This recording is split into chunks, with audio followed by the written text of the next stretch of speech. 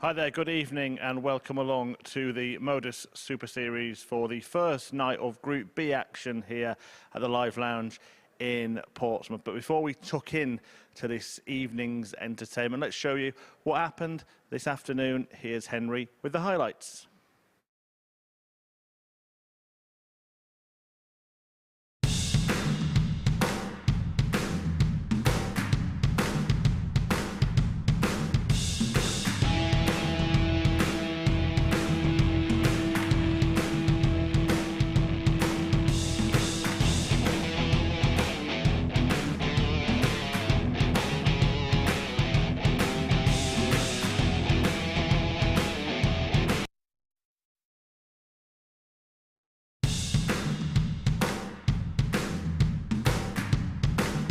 Well, that wasn't Henry with the highlights. Unfortunately, a little glitch in the system there. But what we can do is talk about what happened in the daytime session today. Mike Norton, well, he came in fresh, looking good, and almost made it 5 on the spin, didn't he? Won 4 out of his 5 matches. Yeah, I really enjoyed the performance of Mike Norton. I think he was the one guy I didn't really know an awful lot about him. And, yeah, a guy that only started playing age 49 and absolutely loved the experience of playing up there today. And at 4 out of 4, he was looking like going through the card. He was tremendous and a deserved leader. Yeah, Lee Shewan, though, proved it's not how you start, it's how you finish, didn't he? Because he lost his first 2 matches. Not only that, he came back from 3-1 and 3-0 down in his last 2, winning 3 out of 5. And you know what? I reminded him that as he was walking out, he looked a trifle disappointed, and a reminder of what happened on Monday where he opened up with 2 wins and 3 losses, and he patted me on the shoulder. So I might take a little bit of credit if he comes out firing, but he hit a double 18 in the last dart of the match today. How decisive that could be, and it just makes it very interesting tomorrow. Right, I believe we can now show the highlights, so here is Henry. It was no wins for Robert Rickwood on Thursday at the Super Series. The Rock will need a solid Friday if he's going to progress his way through to Saturday night's final. As for Martin Adams, he got his solitary win against Rickwood. He's going to have to do something spectacular if he is going to fire his way into Saturday night's finale. As for the Cobbler, well, he was the comeback man. It's not how you start, it's how you finish. He lost his first 2, then won his subsequent 3. He finds himself on 6 points. As for Scott Taylor, it was a case of the other way round. It's a positive start from him, but then things just began to tail off towards the end of the session. Kevin Dowling, 4 wins from 5 from him. He wasn't at his whip-balling best, but he managed to find a way of winning matches, and that's the important thing to do here at the Super Series. Well, it was 4 wins from 4 for Mike Norton at the beginning of the day. He lost his last, but he finds himself top of the table, 8 points to his name, but it's all to play for tomorrow morning. Thanks, HS. Certainly is all to play for. Glenn, if we have a quick look at the table, we'll see that certainly 4 players firmly in contention for the top 2 spots. Martin Adams always finds a way to get through to Saturday night, but if he does it from there, wow. For me, it's 2 from 4, all to play for. We're going to have a look at the numbers as well from that group. Look, it wasn't as high quality as what we saw in Group A earlier in the week, which makes it even more kind of bizarre that it's not the Group A players that were performing the best. Yeah, those players grinding out results today. It was much more match play rather than the fluent brilliance of the Gary Stones of this world. But I really enjoyed it, and tomorrow's going to be really exciting. Yeah, well, we'll deal with tomorrow, but let's look ahead now to this evening's action. Group B is about to get underway here. These are the players in action. So Andy Boulton came through Group A along with Harry Ward. Boulton's made the favourite. Scott Walters in between them. Do you make that about right, or do you think Harry Ward should be higher? I'm fascinated by Scott Walters. It's the opening game as well, Boulton versus Walters. That will be an absolute blockbuster, not to miss. Harry Ward's had a great week there. The bookies don't normally get it wrong, so Ryan Palmer's the big outsider there by the looks of it. And we've got the experience, of course, of Alan Tabern. Ryan Palmer's also played on the PDC Tour as well. Glenn, you've made a few selections, and you were spot on this afternoon, weren't you? So we'll have a look at Douzer's tips here. Talk us through those. It's not about me, I promise. But, yeah, it's all about Scott Walters for me. I've got a minus 1.5. I mean, if he gets 3 legs against Andy Boulton, that comes up at 7-4. And then he's an unbelievable 180 hitter. Hopefully he replicates and reproduces what he did last time. So I've got him to hit the most 180s against Palmer and Alan Tabern. Yeah, Walters, the maximum man, according to Glenn Durrant. If you do follow Glenn, or bet anything tonight, make sure you do gamble responsibly.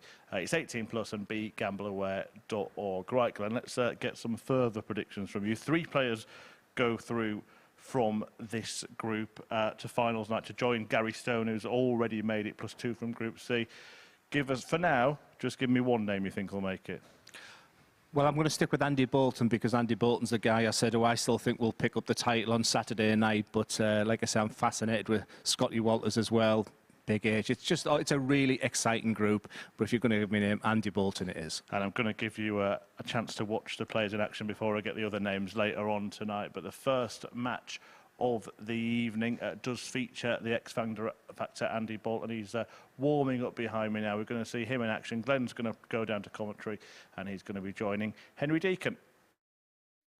Thank you very much, Chris. Yes, it's always been one of my ambitions in life to do the X-Factor on the TV in the evening.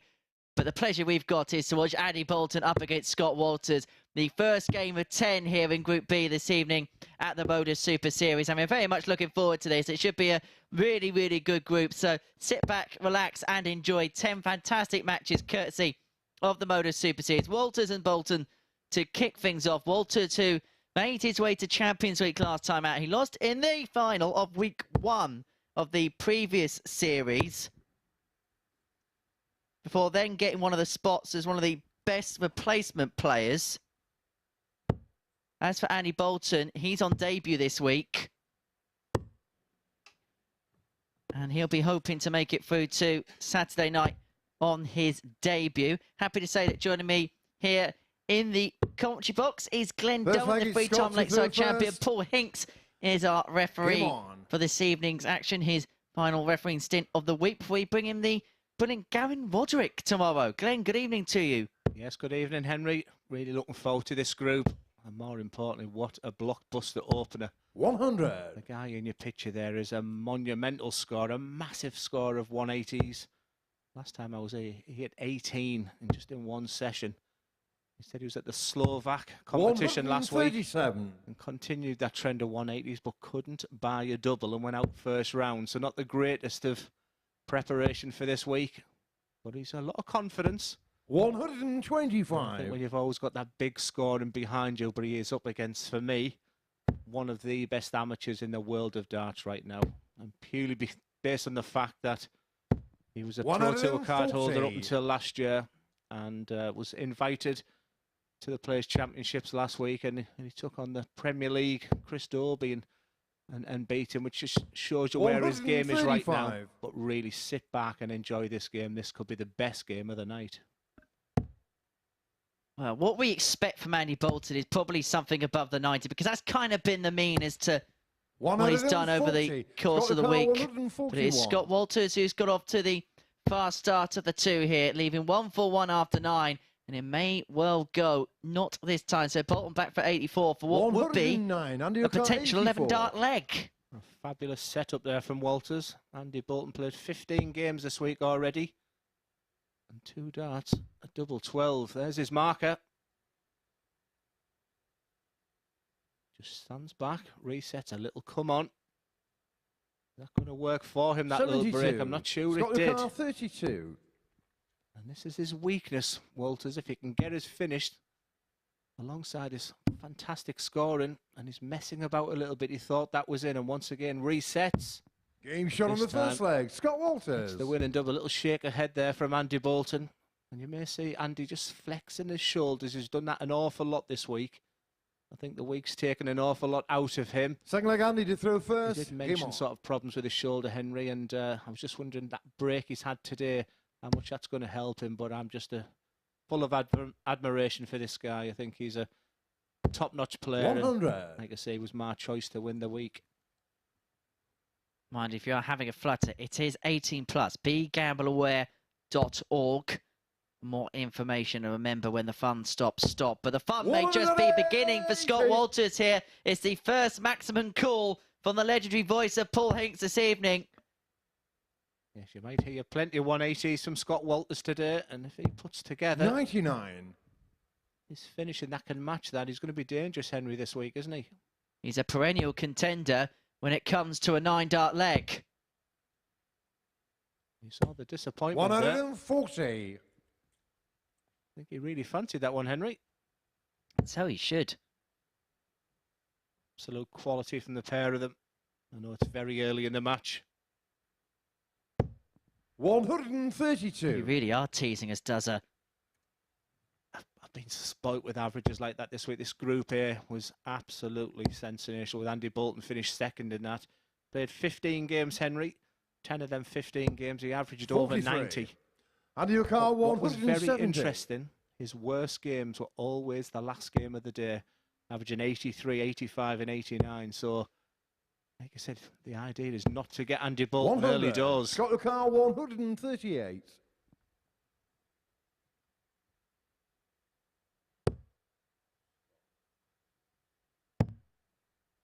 When he played here in October, in that week where he got to the 74. final, the first Andy O'Carr, night, 70. it's staggering 8-ton plus checkouts en route. It looks like it's going to be one dart at double 16. It is for Boulton. Game shot on the second leg. Classic. Andy Boulton. Comprehensive. Superb opening from two fabulous players. This was part of Duzza's tips that I felt. Scott Walters with minus 1.5 handicap, so he needs to get to the 3 legs, which you probably think Third that leg, sounds Scott easy. to throw first. Game And on. you might think it's a bit of an exaggeration when I say Andy Boulton is one of the elite amateur players. I mean, he's good enough right at this moment still to be on the professional circuit. But 100. sometimes in life you have to take a step backwards to move 2 steps forward. And Andy's very excited what 2023 can bring. He's already been to the associate member 140. to be on the European Tour, so we'll still see him on the PDC Tour this year. So he's got a plan. But the MODUS Super Series is right up high on his objectives. 100.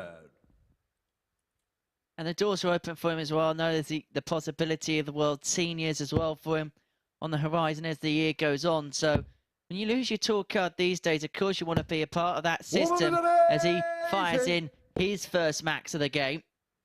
You want to be a part of that 1-8. Of course, you want to be a part of that elite club. But if you do drop out nowadays, there are still plenty of opportunities 140. to A, get good match practice, and B, to earn good money from the sport.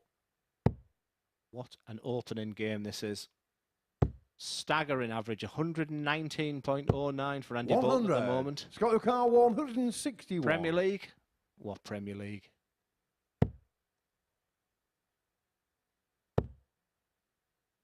Do you know who's won? Has anyone ever won the Premier League? 55. Do you know anyone Andy who's ever won the O'Carr, Premier League? 81. I think only 7 players in the whole of this world have ever won the Premier League, so it must be an incredible feeling for whoever's done that. It must be a great feeling to be Andy Boulton right now because he is in the zone. 63.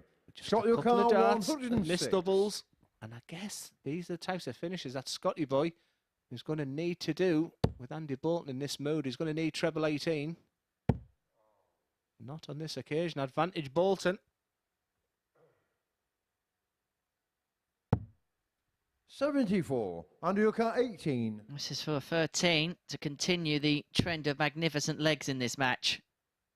But he moves it inside, and so Walters will get a 10. chance on Scott 32. O'Carr, 32. That was a break opportunity for Boulton. And you can see the averages be heavily affected with missed darts at a double. You already feel like this is a huge dart.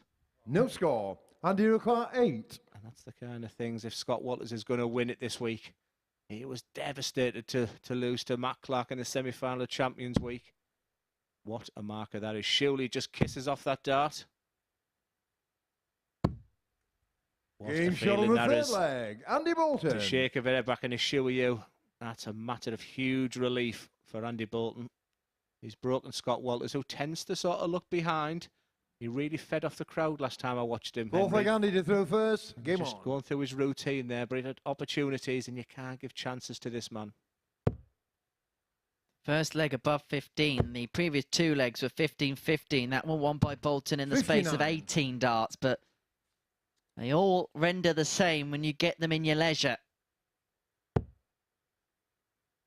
Felt it was going to take a bit of magic to decide these two. 100. Or could it be sort of missed doubles on that leg through? Will I be looking back and thinking that was the deciding moment because The score in the power pack here is absolutely incredible after 3 legs. 131. And that trend continues.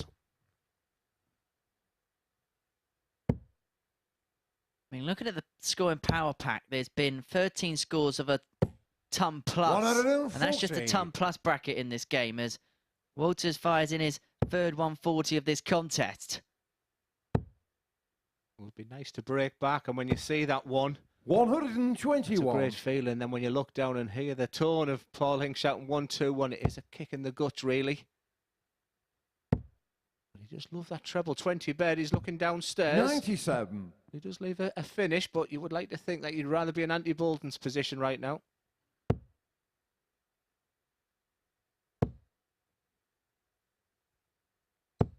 $100. Scott your car, Tom needs himself on 164. 90, so Walters needs something special here. It is against the throw. And so Boulton can consolidate here, the 3-1 lead, if he can convert the 90. 60. Andy your car, 90. Just beginning to take control.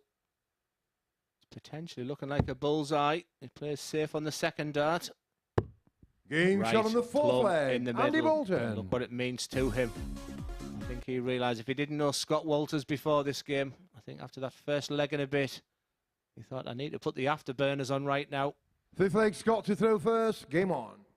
And we say this so many times, don't we, Glenn, in groups, that sometimes the first game of a session really can set the tone for 82. things to come. And possibly in this contest, 94 and 99 being the averages respectively, this is just going to stoke up the fire in a group where you look at Alan Tab, we know what he's achieved in the past. Harry 60. Ward, who, for me, is getting better as the week goes on. And Ryan Palmer, who said to me is he used his experience last time to get back on the practice board, and he's going to give it a real good go this time. He 97. feels like he's learnt a lot from the previous experience, a bit like Josh McCarthy last week. Yes, Andy Boulton from Stoke, but now living in Androssen. 59. With his partner Kaylee, you might see the juicy wiggle every time he hits a 180 or a big finish. We've seen that a fair few times this week. He continues just to massage 96. that shoulder. He seems to be managing that well. But one thing I would say to anyone, just don't get Andy Boulton early doors, because he's been absolutely phenomenal in his first games of each week, albeit losing one of them 137. with a 97.34 on day 2. Lost out to Hammy Ward with that average as well in the opening game of yesterday. His last two opening averages, 97.34 and 92.48. 97. So I think Scott Walters potentially knew exactly what he was facing, but he did have the darts in this match. But that breaker throw early means he's on a bit of a free roll in this leg, is Andy Boulton, but he won't 59. want to give too many Scott your chances car, to Scott Walters. 129.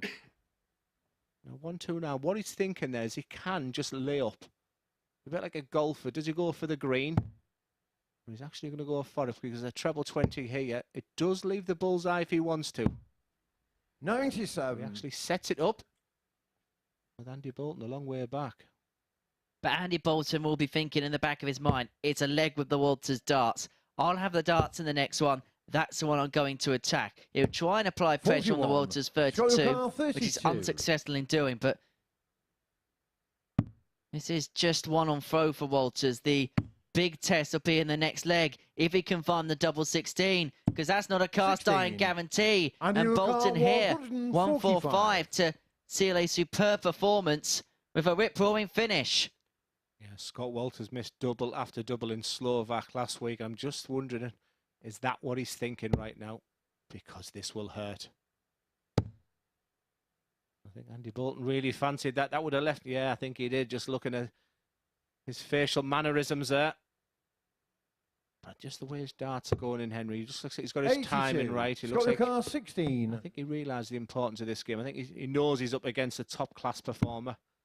I mean, we could be talking about Scott Walters being Game a shot on the Champions fifth Week leg. winner. Scott Walters. But I think he knew mentally Matt Clark got to him, and he did look at times to be the best player in that Champions Week. But like you say, he remains ever the optimist. Six leg Andy to throw first. But Game very on. frankly, he was a carer for his dad, who unfortunately passed away in September. So I said to him, that's the kind of motivation that you need. You know, there's things that you do on the rocky. You're talking away to 95. yourself. You're talking away to people. I said, use that as your motivation. Use that as your inspiration.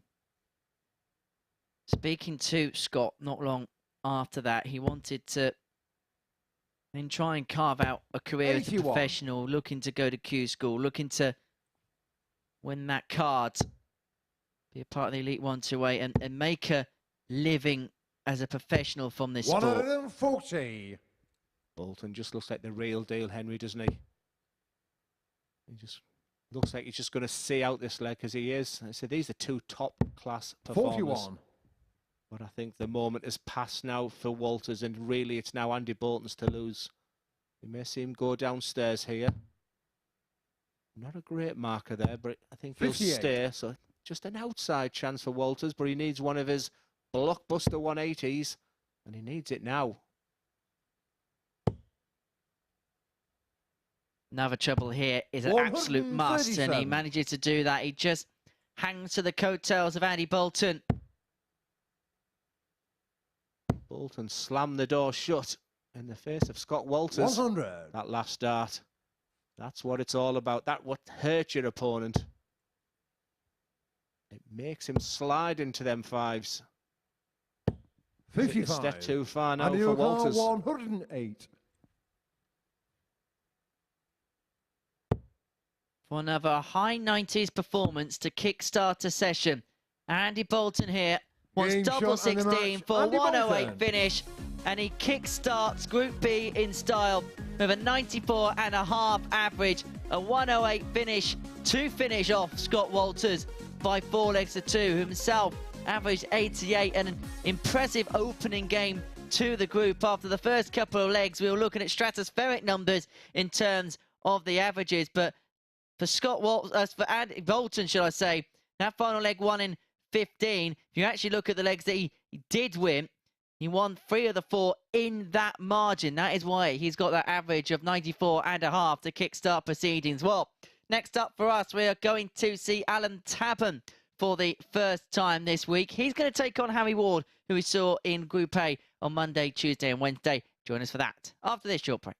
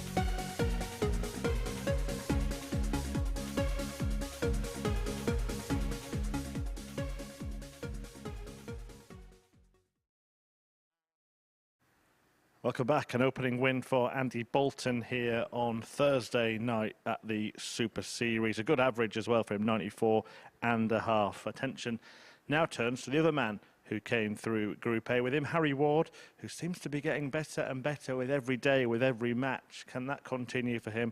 He takes on the experienced Saint Alan Tabern, and guiding you through this one is our man we now call Little H, Henry Deacon, alongside Glenn Durrant. Thank you very much, Chris. Yeah, I thought that was going to stick, and indeed it has. But it is Big H on the OK as he takes on Alan Tabern, the Saint, 56 years of age. Might want to be careful with that nickname in and around Portsmouth, but very much a legend in and around his parts of St Helens. Legend of the sport. Up against Harry Ward, who will be hoping to have a similar kind of legacy. He's already shown signs of that promise by winning a Players' Championship event, and now in his, I suppose we'll call it a second stint in his career, he's hoping to recapture those glories and perhaps go above and beyond that. Game on. It's going to be Tabern with the darts in this one. Yeah, such a great personality, Alan Tabern. When I came across on the video, it looked like a lot of eyes were on me in my first game, and my first game was against Alan Tabern. I was just shy of 98, and it wasn't good enough, and I thought, wow, this PDC 98. Is tough. And ever since then, we've become really good friends. We'd always sit with Wayne Jones. We'd just sit and play cards most of the time and argue over a game of whist. But very old school, very workman's club-like, and just a good character. And we've talked an awful lot about the man in your picture who started very, very slowly on Monday, but just got better and better. And anyone who wasn't with us, Harry Ward is someone who was in 57. The professional ranks and even won a Players' Championship, but decided to just ease back and look at his work-life balance. He got engaged, full-time job, bought a home, getting married, and darts was just on the back burner a little bit, but he's found that desire again, that enjoyment, and has aspirations again of reaching the very top, and it starts here at the MODUS Super Series.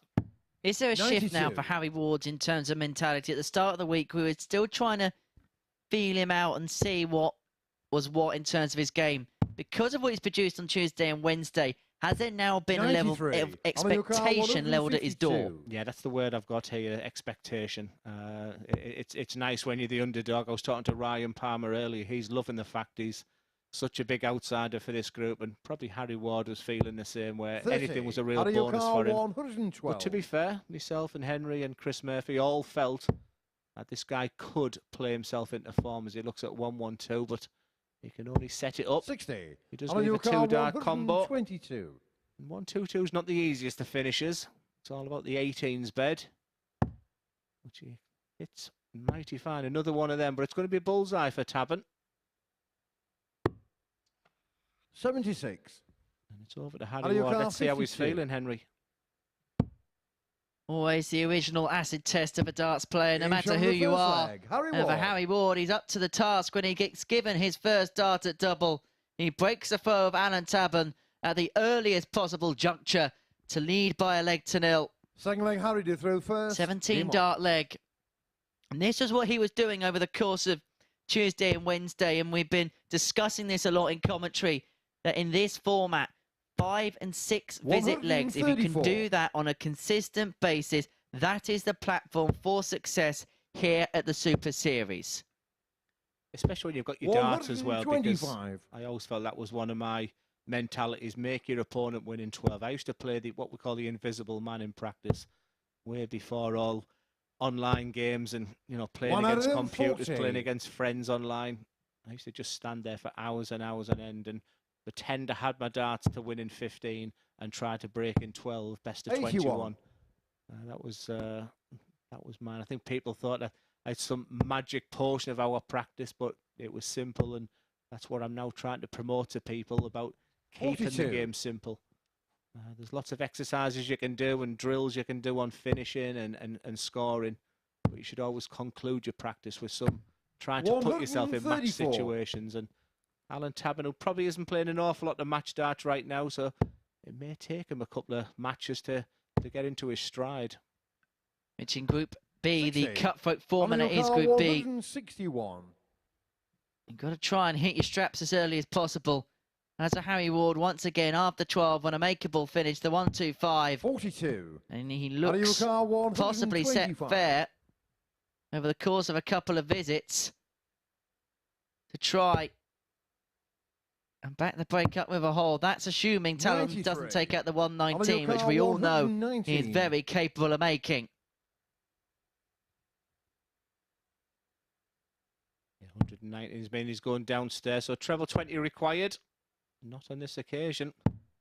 And Harry Ward, 33. all because of that treble 16 with the last dart, was a beautiful dart on 80. I believe his favourite double 16, and he really wants to put this away.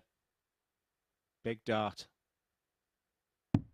24. Disappointed. On your car, 86. Those first two darts kind of blocked the bed in two different parts, and so that made the third rather awkward. Talking about awkward, treble 1 meant Tabern had to go hunting for the treble 17.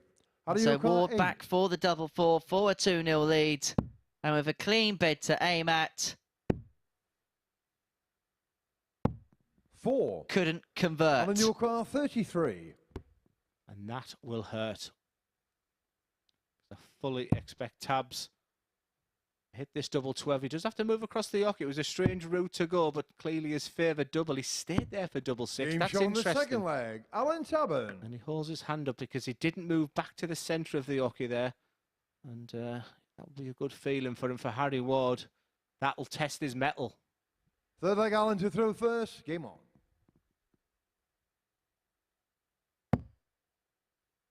The CV of Alan Tabern, a challenge to a winner in 2014, 2017, but it looks like his best year of his darts is around about 2008, which is going back where he actually won Players' Championships. That's the type of calibre you've got with a man in your picture right now. That throw really hasn't changed over the years. 96. I think his son plays as well, doesn't he, Alan Tabern Jr.? I think I've come across him a few times in UK Open qualifiers. But yeah, one of my favourites is Tabs.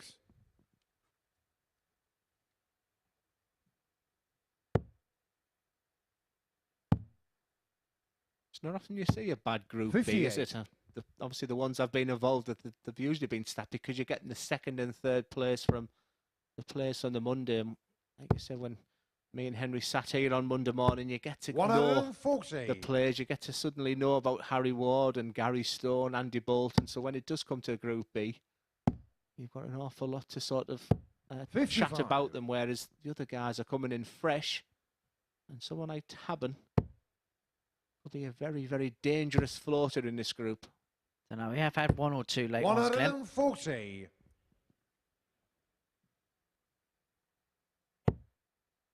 But Group B is always the one where you expect something special to happen. 100. How do you call Prime time darts, courtesy of the Super Series. How you all going? I suppose what we're going to call a conventional route after the conversation about Robert Rickwood over the last couple of days. That treble 5 meant he went searching for the 40. treble 18 for the requisite double on the 90. And so Tabern here, 152. And he says he probably needs to get this to whole throw, but it's not going to happen this time. So we're back for the 65 to 85. How do start a pattern of what we all call a bricathlon. How many times does that happen, Henry, when you go up to 65 to get the 25? Happened at double 6 in the last 59. game. Just a little bit messy for Ward. He had this leg in the palm of his hands.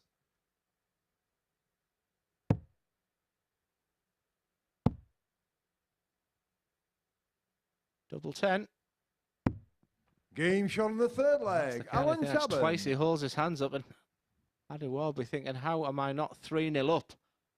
And that's where the frustration can kick in. This game has stemmed from 1 point. And that was when he had 3 darts in his hand at 32, Harry Ward. And he had a dart that came inside that was awkward. Then the second dart on the outside of the double 8 meant that the whole bed was sandwiched. He missed the third dart, then went on to miss another 3. Tabern, who fires in the first max of this match, managed to break in 21. Then he's held in 21 in the next leg. He is doing what he needs to do. And maybe now 140. he is beginning to go up the gears a little bit. Yes, he'll feel he's got away with murder. As we're both getting excited in the comms box there. 140. A unique throw, Alan Tabern. I'll try and talk you through that when we get a side on of Alan. This is a beautiful throw, Harry Ward's. If you're ever starting a game and how to throw a dart, 133. Harry Ward's is beautiful, but he starts right at the bottom. If there's one thing I don't like about the release of a dart is being above your eye line. I mean, there's above your eye line, and then there's Alan Tabern. Harry O'Carr, Nearly above his 132. forehead as he's letting go of it, but obviously it works for him as Harry Ward looks for 132. It'll be treble 19 for the bull. 107. They were well Harry thrown O'Carr, darts. 81. Now this will hurt.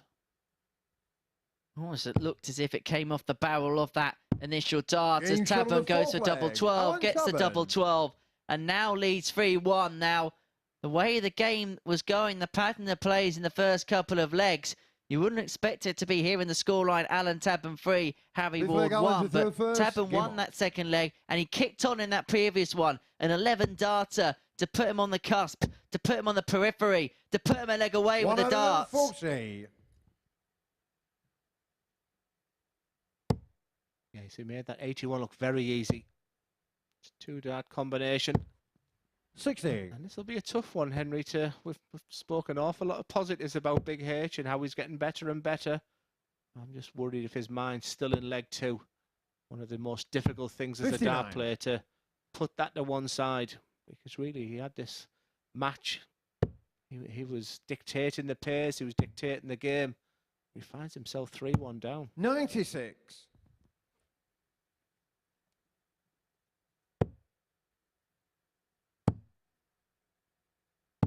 134.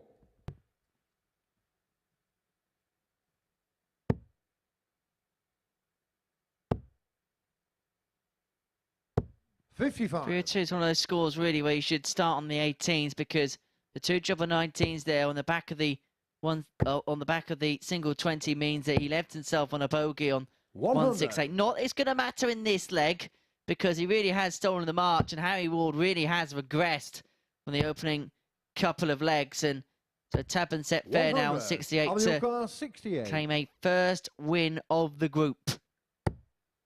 Yeah, there wasn't an awful lot about Alan Tabern, but he has one dart at double 16. 36. Not on this occasion, but Harry Ward is unable to finish, and we're back on 190. Work to do for him before he takes on Ryan Palmer in 77. match 5. Harry O'Carr, As for 32. Alan Tabern, double 16 is what he wants.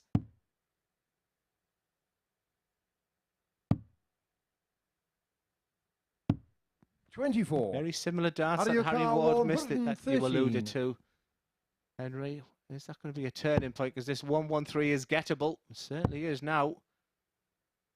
This brings him back into 93. That's just a Harry little bit O'Carr, lazy 8. at the end. Just maybe a little bit of tension, maybe a little bit of thinking. Is the experience now at Tabern as he stands back, assesses the situation, stares at the desired target. It's double 4 on this occasion. His finishing has been good until now, but he Game really shot of the enjoyed that. match, That's a Alan big Tabern. win for Alan Tabern. We talked an awful lot about Harry Ward, how he's getting better, and at 1-0 up and cruising in leg 2, he sort of hit the skids after that.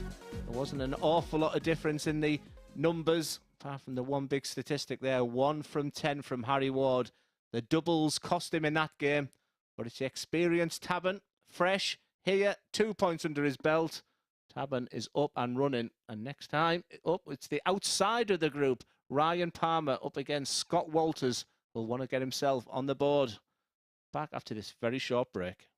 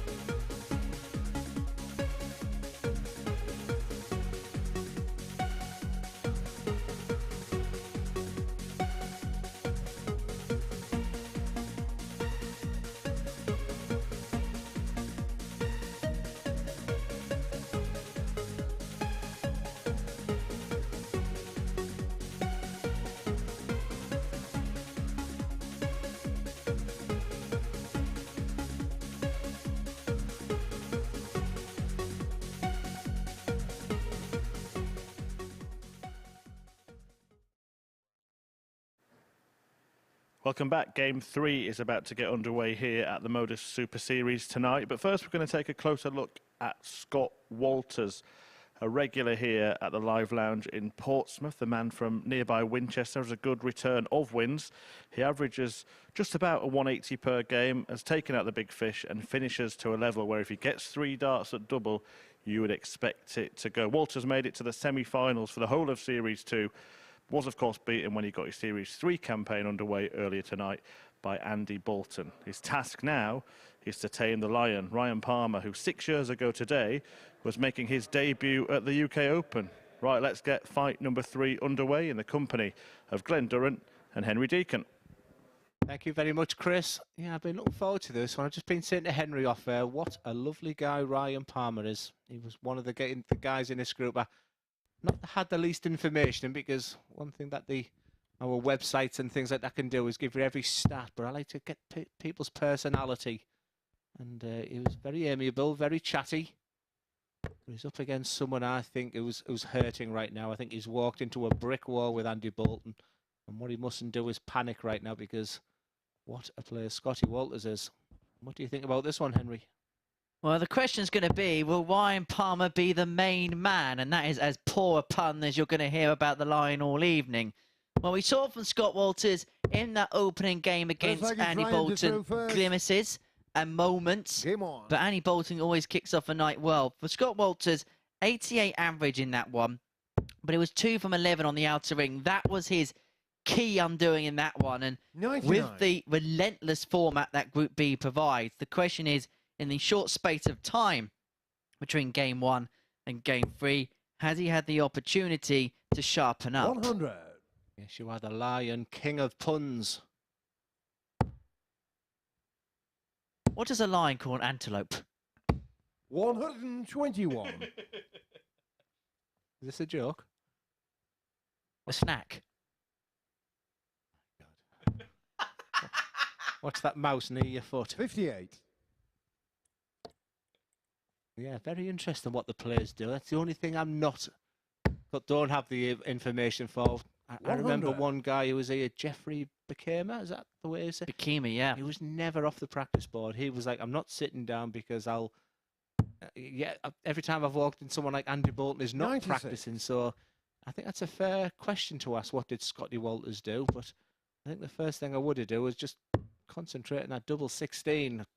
Chatting with Ryan, Henry, I asked him what he felt like being 16-1 as the massive outsider of the group, and he said he's used to it.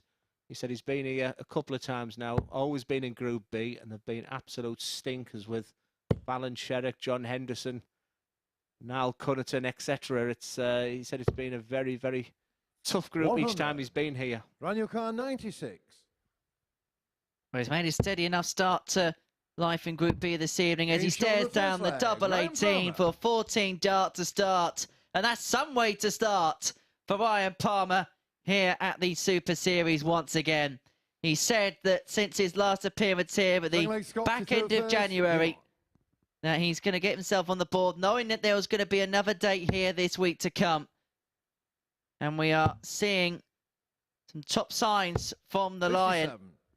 You might hear him roar. Do the roar. 97. Raw.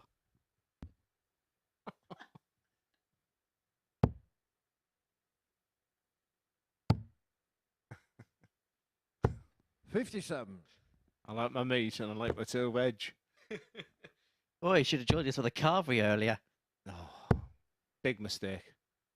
Big mistake. I was dreaming of the meat and veg while you went. I should have gone, but I just was desperate with these double sessions. Just make sure that you're getting a little bit of sleep in there and getting a little bit of preparation ready for tonight. 60. A lot of my preparation, Henry, was about the guy who's throwing his darts, and I just feel he's a bit of a front runner, Scott Walters, and when the darts are flowing, so is he. So we're seeing a different side. 98. That Andy Boulton game might be hurting him a little bit too much right now. And maybe there's just a little bit of hangover from Game 1 because he has not, and I emphasise the word, come out the traps at all. Nowhere near his massive scoring that we're used to, and that's his first 140 of the game. Ryan Palmer has to capitalise because Scotty Walters will come back fighting very, very soon. As by comparison, he had 3 of them, including a max in that 4-2 defeat to Andy Boulton. His scoring power was quite good, but it was just those 2 from 11 on the doubles which came to be his undoing in the end. And in this particular one, Ryan Palmer has stolen the darts from Walters. 54. First 2 have finished on 148, and 148. well, that look up to the heavens, perhaps a indication of how he's feeling right now. 78. Scott your car 133. Couple of options here. The standard way would be treble 20, treble 19. He's having a think. When you're such a big scorer on that treble 20, but I can't understand what the consideration was. But maybe 55. he was thinking, if he hits 70. it, what does he need? For Palmer, these are the types of finishing he's going to need. He's going to get 1 dart at a double, and that dart of a double is tops. 50. Scott your Just car goes 78. a little bit low. And for Scott Walters, my advice is don't miss the 18. The treble 20 is your bonus. 2 darts, fat 20. No, he's actually going to go tops double 10. 58. It's just not to be on the Daniel outer Carr, ring. And that 20. was my fear, Henry, going into tonight. That's a Ryan Palmer. This has been a leg he's bossed against the darts. 10. But missed doubles may mean that Scott 20. Walters might get what will feel like a reprieve and every holder throw. Yeah, I totally agree there, Henry. This could be a big moment for Scott. He hasn't blitzed Game the shot on board. the second leg. That's just Scott a different Walters. sign of Scott Walters winning a leg of darts, because usually we're seeing 11, 12, 13 darts with 180s for fun. All of a sudden now he's scrapping darts in 22, and that just might be to the benefit of him. Third leg round to throw I think first. he'll Game kick on. in, Scott Walters, and I think he'll kick in now. 100. Looking for his first 180 of the game, Henry. And he's not going to find it here. But sometimes, and you must be in this scenario, that when things don't quite go your way, sometimes just that one little moment, that leg that you feel like you shouldn't have won, but you have won, that can sometimes be the kickstart, because you actually 41. make yourself angrier as a consequence of it. I used to like an argument with people before I played. I always felt I was better angry, but my feeling is when you win a leg like 100. that, maybe it's my day, maybe it's my game, and they're the kind of psychological effects that's going in your mind. Maybe I'm destined to win this game, because 45. like I say, so many things go through the mind of a dart player, and I think that the elite players, the best players in the world, are the ones who've just got absolutely nothing going through their mind, and the only thing they're seeing, is the target. Was that why we had that argument before? Just to make sure you had peak performance? 57. Yeah, honestly, I'm joking aside. It all started in a Super League game. I remember a long, long time ago, and something to do with selection or something. And I went up there raging. And 60. a monster average. So, yeah, people used to slap me in the face in the end before I went on. It's a little bit like sumo, but then we could get into the jokes of my weight then. So we'll leave it there. 60. He came in, he stuck his head in today, Scotty Walters, into the comments box and said, "What's the record for the most 180s?" And I thought, 95. I could come back and bite him on the bottom, because he's not a one-trick pony. What being a fantastic 180 man, but he doesn't need to demonstrate them skills. He doesn't need to highlight them to us, because he's done it before. I'd like to see him scrap out a result, actually. 81. Ran your car 160. Both players on big finishes after 15.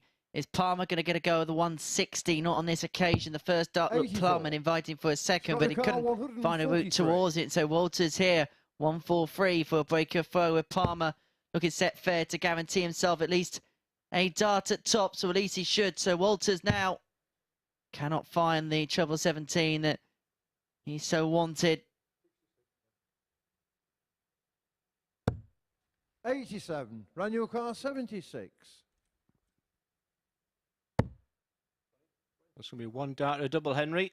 That dart at a double is going to be double 18 on this occasion. 58. Once Scott again, Lucar, just going a little 56. bit low, and that'd be frustrating. Sometimes you feel a bit better when you go just a little bit higher. It just highlights for me that you just feel a little bit tense still. And of course, you just want them 2 points on the board. And this double 10 will give them the ascendancy, that's for sure. 46. Messy. Ran your car 18. both players have had numerous opportunities in this game. And it is Game shot on the Palmer third who leg. takes Ryan Palmer. full advantage of that particular reprieve to lead 2-1. You can make a case of both players leading this game and leading this game by different scorelines, but it is Palmer who has that 2-1 advantage after 3.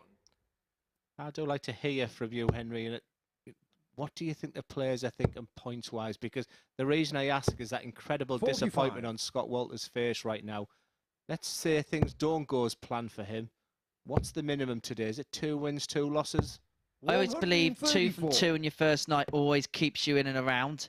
10 points is usually the magic number. Even though it doesn't secure mathematical progression through, 59. it would take something quite incredible for that not to send you through. You basically got to have someone who comes up dry with no points, and then 96. somebody else who has become a bit of a whipping boy in that particular group, and then everybody else is duked it out against everybody else. But 8 points by and large is enough.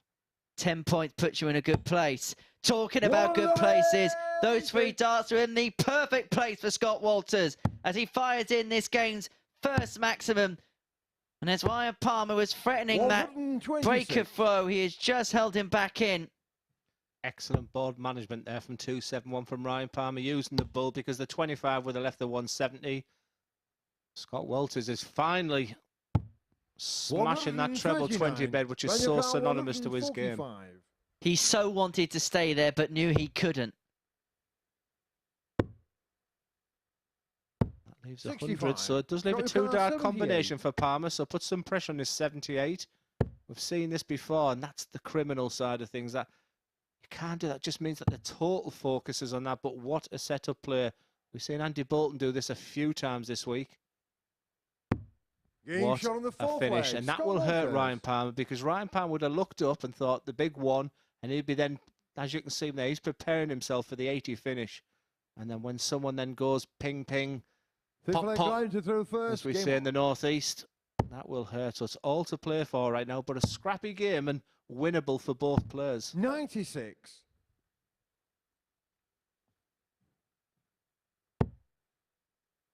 And is that the leg, that 15 dart, that pop, pop that just settles Scott Walters down? It just feels like over the last 3 or 4 visits, just a sizable change from him. 83. Now, when Scott Walters hit that 140, there was a grimace for him. My only concern is this obsession now with the 180s, and I would get that out of his mind, because he's highlighted how brilliant his scoring is. And part of me thinks he's trying to impress and break records, or which are the wrong ones. Just get through the group, Scott. Would be my only thing for you. The 140 is a beautiful return. If you did that every time, you'd be hard to beat. Realistically, the one record that you want is the record for most checks in your house from this particular competition. 91. Raymond Smith's got a few. Graham Usher's got a few. They're the perennial Saturday night winners. Conan Whitehead as well. 40. Graham Usher's the only player to have won 2 weeks in 2 different series since he moved to this revamped format back in September. Scratchy scores for the pair of them. Treble 90 just gives Scott Walters some hope. Ryan Palmer 142.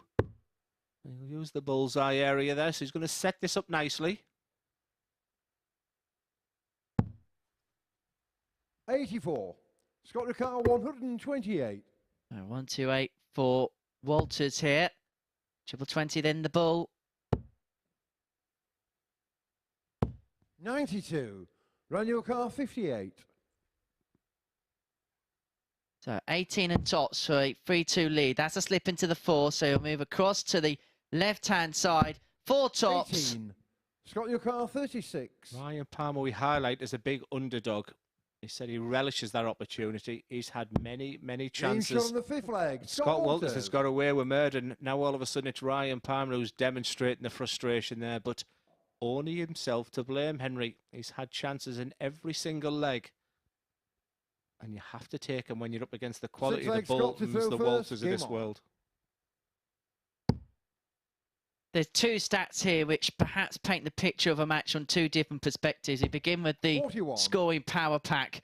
Palmer more proficient with the tons. He's tunning his way down to finishes. But when it's come to the outer ring, 2 from 8 in comparison to 3 from 6 is what's given Walters this 3-2 advantage.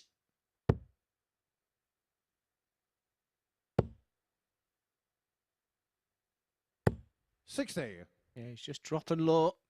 Scott Walters at the moment, I think he'd be relieved to get over the line in this one, but still an awful lot of work to do, and he has got a couple of games off before he's up against Tabern next. 41. And I just get the feeling, Henry, it could be a long night for Ryan Palmer if he doesn't get through this game, because the opportunities, when the opportunity knocks, you have to accept it, and you've got to grasp it, and you've got to take it. 96. And he won't be happy with this.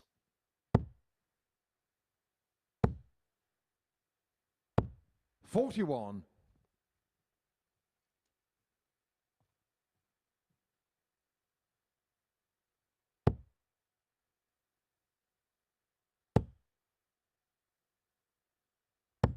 $98. This was one of Duzz's tips, this one. More 180s for Scott Walters in this game, but been a bit of a struggle. It's just 1 to Walters at the moment. 58. And Ryan Palmer's never really looked like hitting the maximum so far. A win's a win.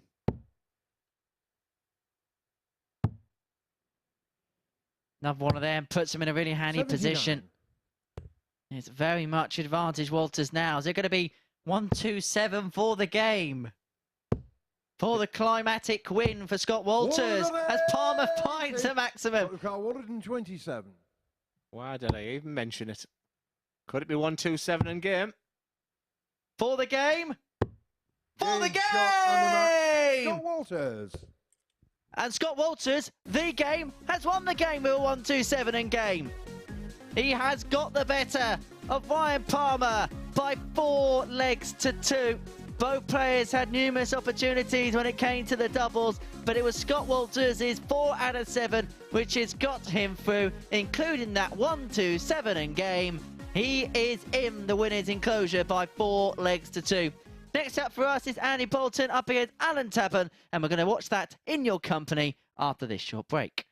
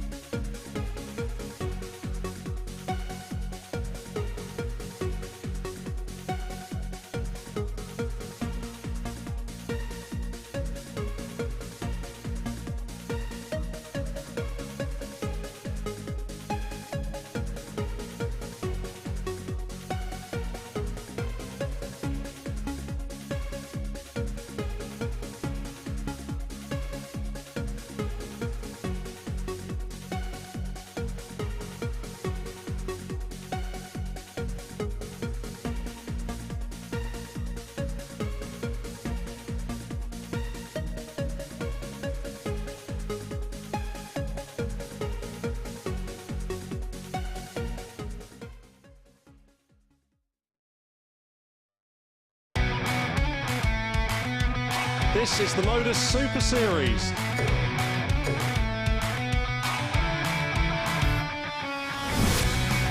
$180.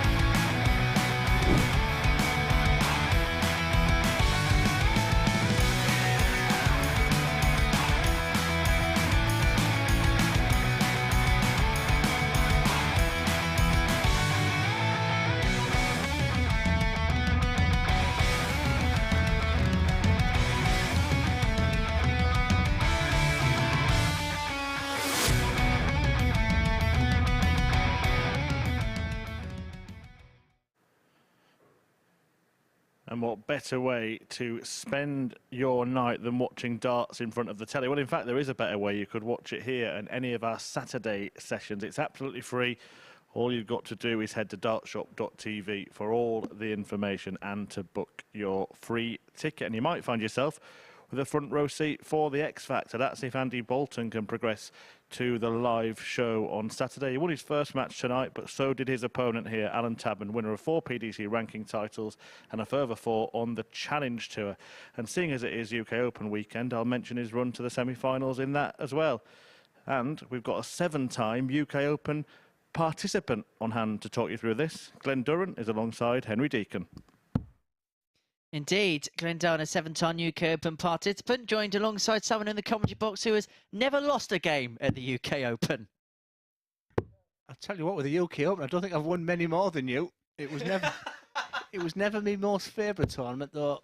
I did really enjoy playing at Boulton in the early days. And guess who I beat to win £1,000?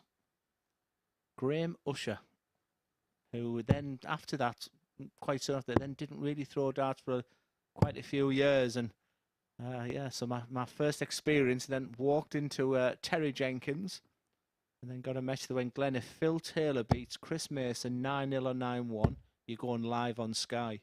And of which I said, you know, I'd rather stay on board 8, you know, out the way.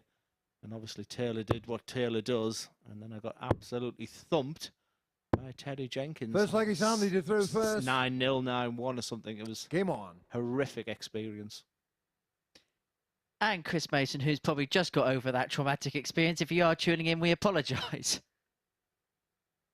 You'll be ready for the UK Open tomorrow. Be covering that for one of the broadcasters. 55. Very impressive with Andy Boulton. That first game with Scott Walters. Thought that was a real quality affair throughout. There's Alan Tabern. 100. Much experienced. Sort of scrapped away with Harry Ward early doors before sort of kicking into a new gear to see the match out. But this guy is, for me, the form guy. Thought playing on a night as well may suit him. Just as you can see, as he's flicking over that shoulder and neck, he's having to just manage that this week. But for me, he is the guy with a real 55. X factor. Gary Stone might have something to say about that statement, but just makes me whet the appetite even more for Saturday night. You feel like this is one of those weeks that's really building up to something special on Saturday. Sometimes we have weeks where we maybe peak around the Thursday and Friday 60. and then Saturday nights can peter out, but this feels exactly the opposite.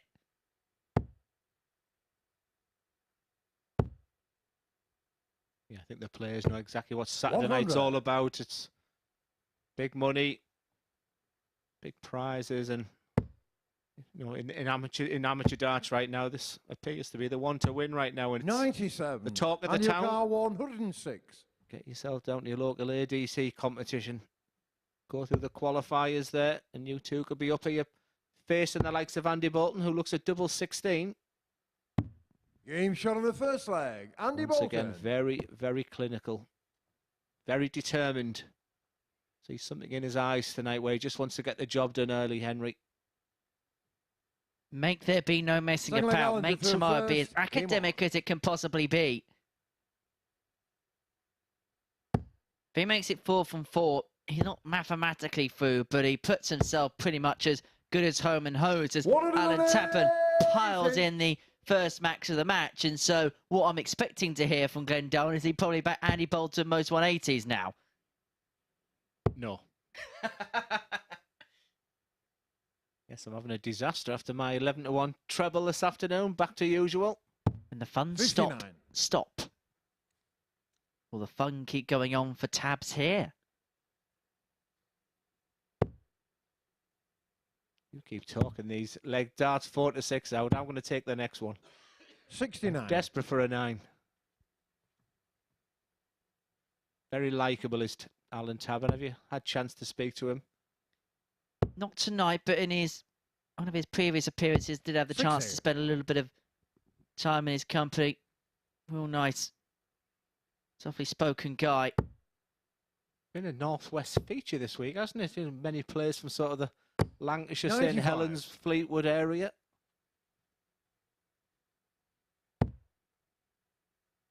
He got knocked out, didn't they, the FA Cup last night, Fleetwood, by Burnley. 140. On the car, 157. Tabern here goes for the 157. Man from St Helens. That's not a bad place to be if you're involved in darts at the minute. Yeah, that's what I was taking, that conversation. 54. Smith, and I think Stephen Bunting's really kicking on. Chizzy, the European winner last week. A classic hotbed area. It's guy who won the 100. World Championship On the house on that car, particular part of the 103. world, Mr. Michael Smith. As Tabern here goes for the 103 to level us up at 1 apiece. That was a worry there for Andy Boulton. Did you see that? Did you see that grimace? 70. That wasn't the massage On the and car, managing it. 142. That was a real grimace. I called it this week the hardest working dart player in lockdown. He was on there. Every 90. competition that was out On there, the he was car, playing. He was 33. absolutely fantastic. And boy, did he then take that on to the Pro Tour. As Tabs looks at his beloved Game shot on double the second 12. leg. Alan Tabern. And he uses the flight from the big 9 just to kiss over that. And it's 1-1 and just never really had a chance. I didn't really like to bother players during mid-tournament. Third leg, Andy to throw first. How Game bad on. that shoulder is affecting Andy.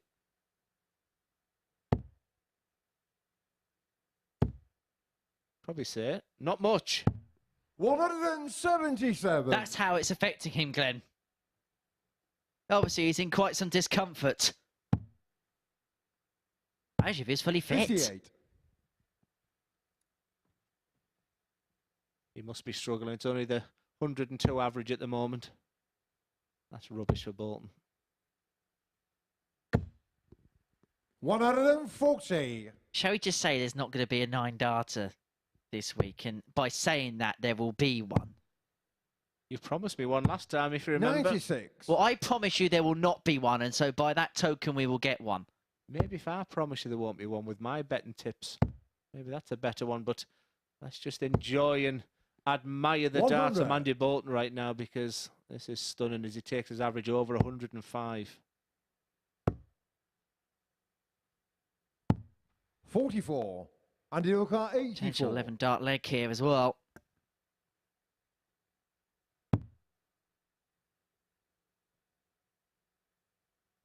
That would have left double 18 if you wonder, but now it's just a set-up play. 52. I like them darts, actually, especially with Tabs so far back on 303. You look at the 19s. And there's the side angle of Alan Tabern. 57. Andy O'Car, 32. No, double 16 here for Boulton for a 2-1 lead. And the Game shot legs on the he third has won in leg. this Andy match, that's a Boulton. 13-darter, have come in 5 visits or less. In matter of fact, of the legs that he's won this evening, 6 legs he's won in total. 5 of them have been in the margin leg, Alan, of to throw 15 or first. less. Game Only on. once has he gone above that mark to win a leg. That was an 18-darter in his first game against Scott Walters.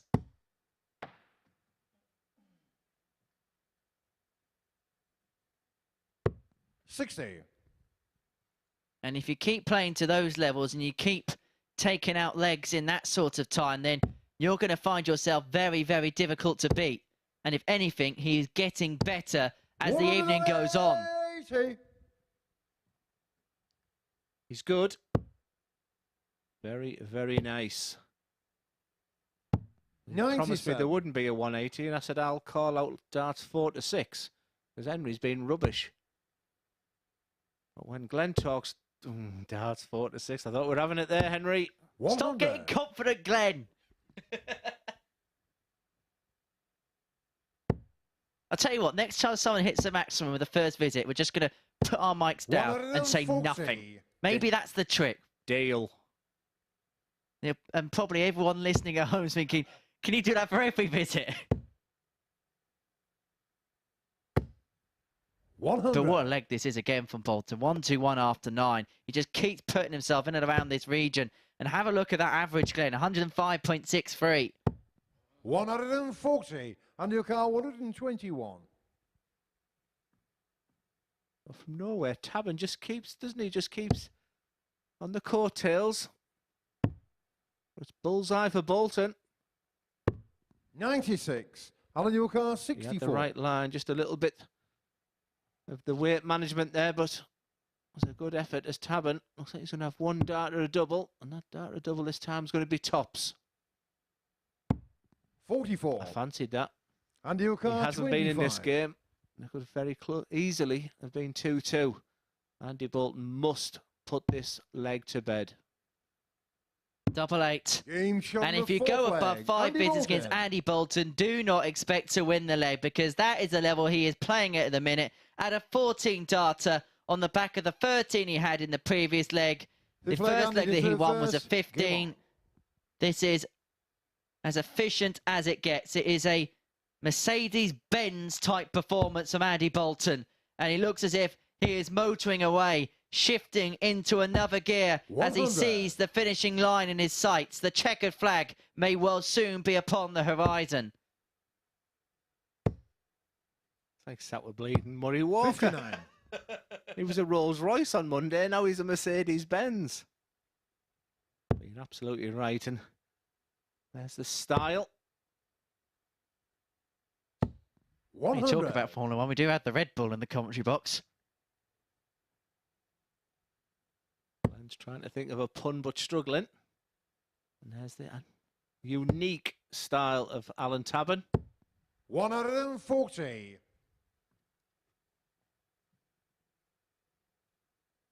Beautiful follow through. Look at the way his dart are virtually touching the floor at the end of it. Pointing them fingers to the 140. floor.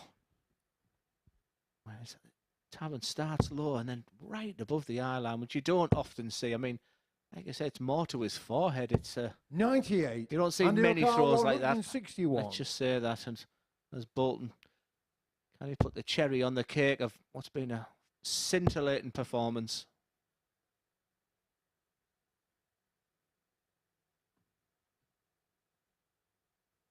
Looks like he's going back on the 19th. I think he 97. changed his mind a couple of times there, Henry.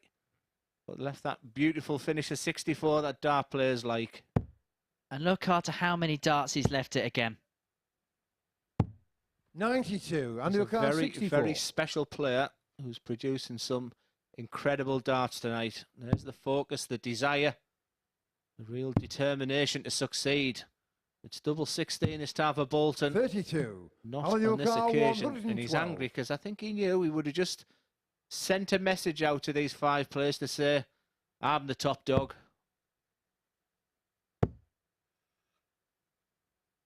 Well, this has been a poor leg from Andy Boulton. He's gone above 5 visits.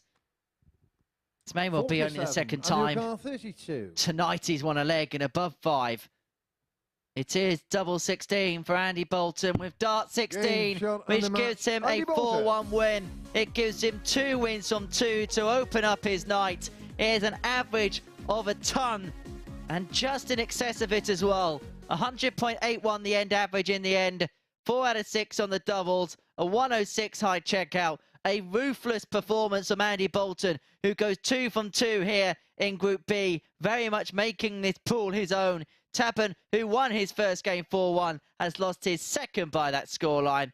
When we return after the break, it's going to be Harry Ward in action against Ryan Palmer. One of these two will pick up their opening points of the evening, but to whom will it be in the leisure of? Find out after this short break.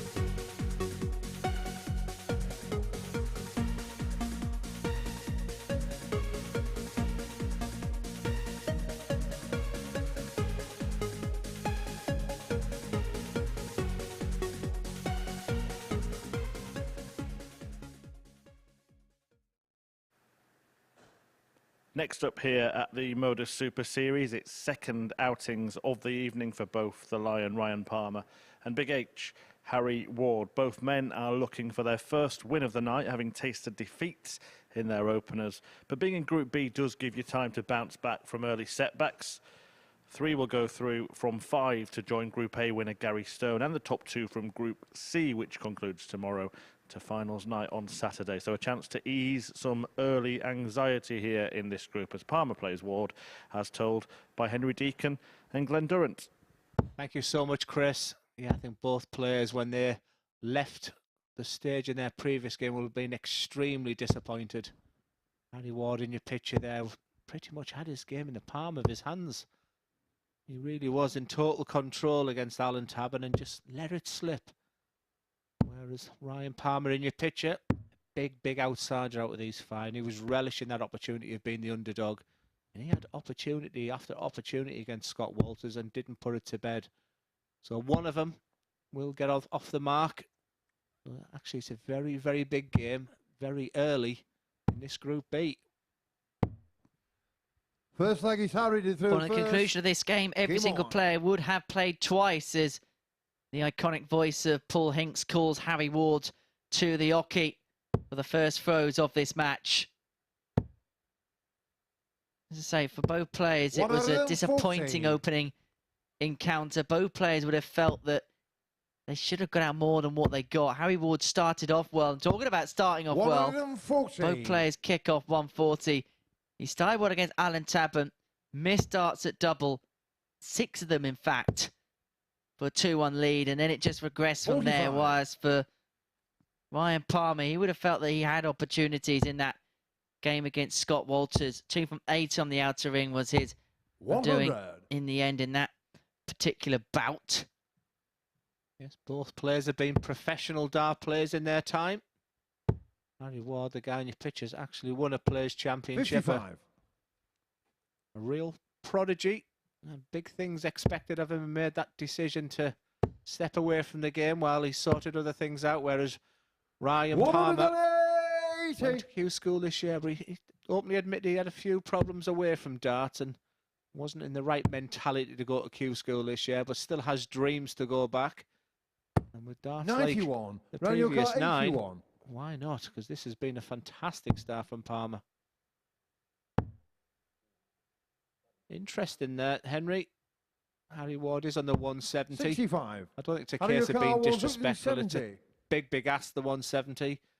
But eliminated any darts in the bull. I did say it's a big ask.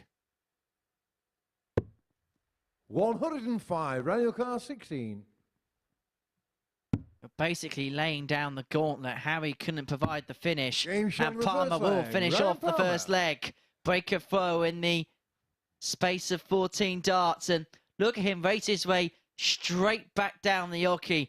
His opponent was at the back of the exclusion zone. Ryan Palmer straight back down the oche. If it wasn't an indicator before, it was a true symbol of he has just broken you. Yeah, I think Ryan Palmer, if he'd had the chance, there is a 10-second gap in between each leg of darts, if you're wondering what the sort of standing back for. But I think under different circumstances, Ryan Palmer would have been throwing them darts within a second of that final dart going in. He looks like he's a man on a mission. He looks like he's uber frustrated from his previous game. And is it deja vu for a little bit for Harry Ward, who came out on Monday morning and lost his first 4 games? 121. Penny for your thoughts, guys.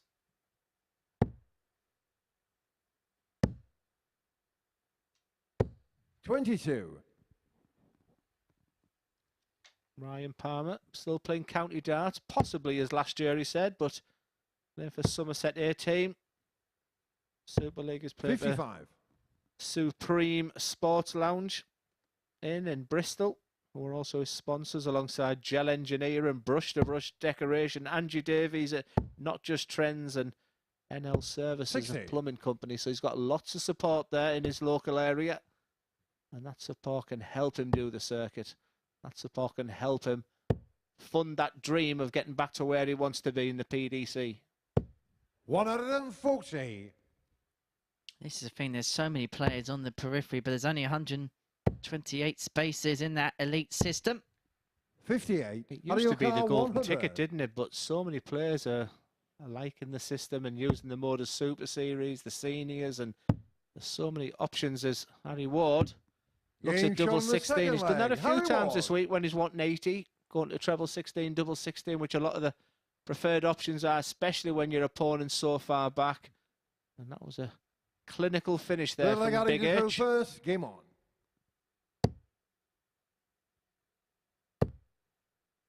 And Big H starting off with a big visit. 140. You just feel this match is in the balance a little bit right now. I think both of them are desperate to get 2 points on the board. 140. After 2 games, you don't want to be sort of plumb bottom on 0 points, because that's when your mind can go a little bit into overdrive. So I actually think this is a very, very big game for the pair of them. 100. But out of the two, who is victory bigger for? I think for Ryan Palmer, actually, I think he's tasted victory this week, Harry 125. Ward. He knows he can go a couple of defeats down and then real bounce back. I think Ryan Palmer may feel he's the big outsider. Everybody's telling him, my first question to him, 38. how does it feel to be such a big outsider? And maybe just want to make a statement and and help him relax. He doesn't look as composed as Harry Ward, 55. but he's also looking a better player with a sort of tenacity in him. He's just probably finding that balance. But we all have hopes for Harry Ward. I think a lot of the commentary team this week felt he'd get better during the week. 140. And he's definitely showing signs of that. This is a great contest. Proper dust up, 41. proper Harry match. Car 83. It feels like we're repeating ourselves when we're saying another player could get this done in the space of 5 visits as he goes for double 16. His 67. favourite part of the board, Run your car but it comes a big in this 140. time. But will it matter with Palmer back on 140? Great start. Now, Harry Ward in game 1, you alluded to, the moment for you, Henry, is when he missed the double 16 and double 8. He's already had 74. darts there Harry at Car 32. 16. For me, these are big 3 darts. Game shot on the third Big leg. H Harry delivers Ward. this time. The game is about millimetres sometimes from one part of the wire to the next. That can sometimes be the only difference. There's not an awful lot between these Ball two point right Ryan, now, you and throw first. all to Game play on. for.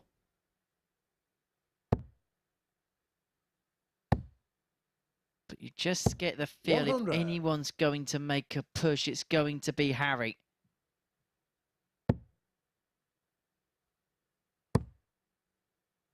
Right, are we at the halfway point of our 26. darts for the evening? Following this, we'll see Scott Walters in action against Alan Tabern. And we'll be with you up until around about 1 o'clock, maybe just past this morning, as Ryan Palmer gets his second maximum of this particular encounter. And we'll be back for a double session tomorrow, 9:30 and 10 p.m. on 77. Sporty Stuff TV and the MODUS Super Series YouTube channel. And Saturday, I remember, earlier start time of 7:30 p.m. before we broadcast 65. live pictures of you on Sporty Stuff TV from 10 o'clock. And you can be here every single Saturday. Tickets are available at the Super Series up until the Champions Week night on the 6th of May. Dartshop.tv, the place to be to go and claim 156. those. Yeah, the opportunity to meet Henry Deacon. Get yourself here. We want people here, Glenn. 60. I'm glad to see you. Oh, thank you, Glenn. I'll give you that 10 Even if I tomorrow. do smell, because I've had a shower without any shower gel. 45. Well, Ryan Owen Car Bink stole your 96. shower gel. The biggest shock is he has a shower. I hope you mean Owen Binks there. Scruffy 39. from Ryan Palmer. He should have left himself at least a 1 darter from 96, and still a big ask for Big H. 43. Ryan Just the Car Scruffy 57. once again leaves that big fish there, but Palmer, this is the kind of area. I see that determination in him. Bit of a slider. 19. Just very How do you messy, call Henry. Very, 170? very messy. And just lacking a little bit of composure for me. What a way this would be to take it out. And that is the perfect dart for Harry Ward. He just double checks. I think we all were looking at the screen there. 105. Run your car Just 38. above the wire, so it invites Palmer with a second opportunity. And so 10 for double 14, and now the double 31. 7. And that Out of your just car, felt a little bit 65. rushed from first start to the last. And so it presents Harry Ward with the break opportunity now. And well, it's going to have to be 13 and ball, but how much of it can he see? Because the 32. first start stood up and it completely car, blocked the 7. line to the bed.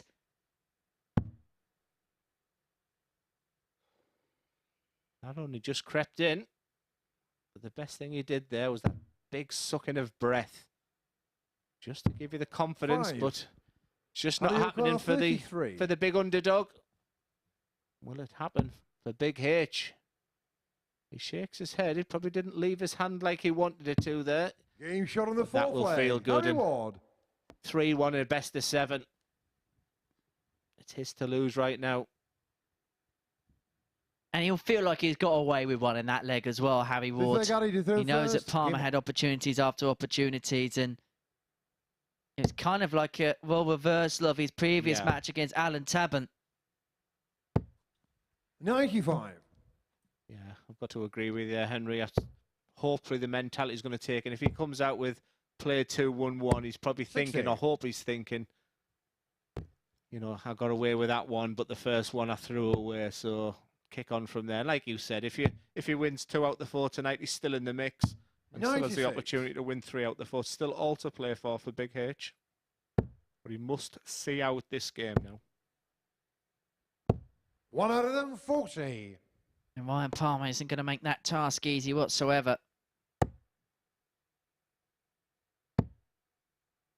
Just want to have a look at the scoring power pack for 100. a second, Glenn, because yes, Palmer's got the only 2 maximums of the match, but if you actually look at the other 2 scoring segments there, it's heavily 100. weighted in the favour of Harry Ward, and that's why he's been given the opportunities. Yeah, Harry Ward at his best was a phenomenal scorer, and at times this week he's peppered that treble 19 and treble 20. 34.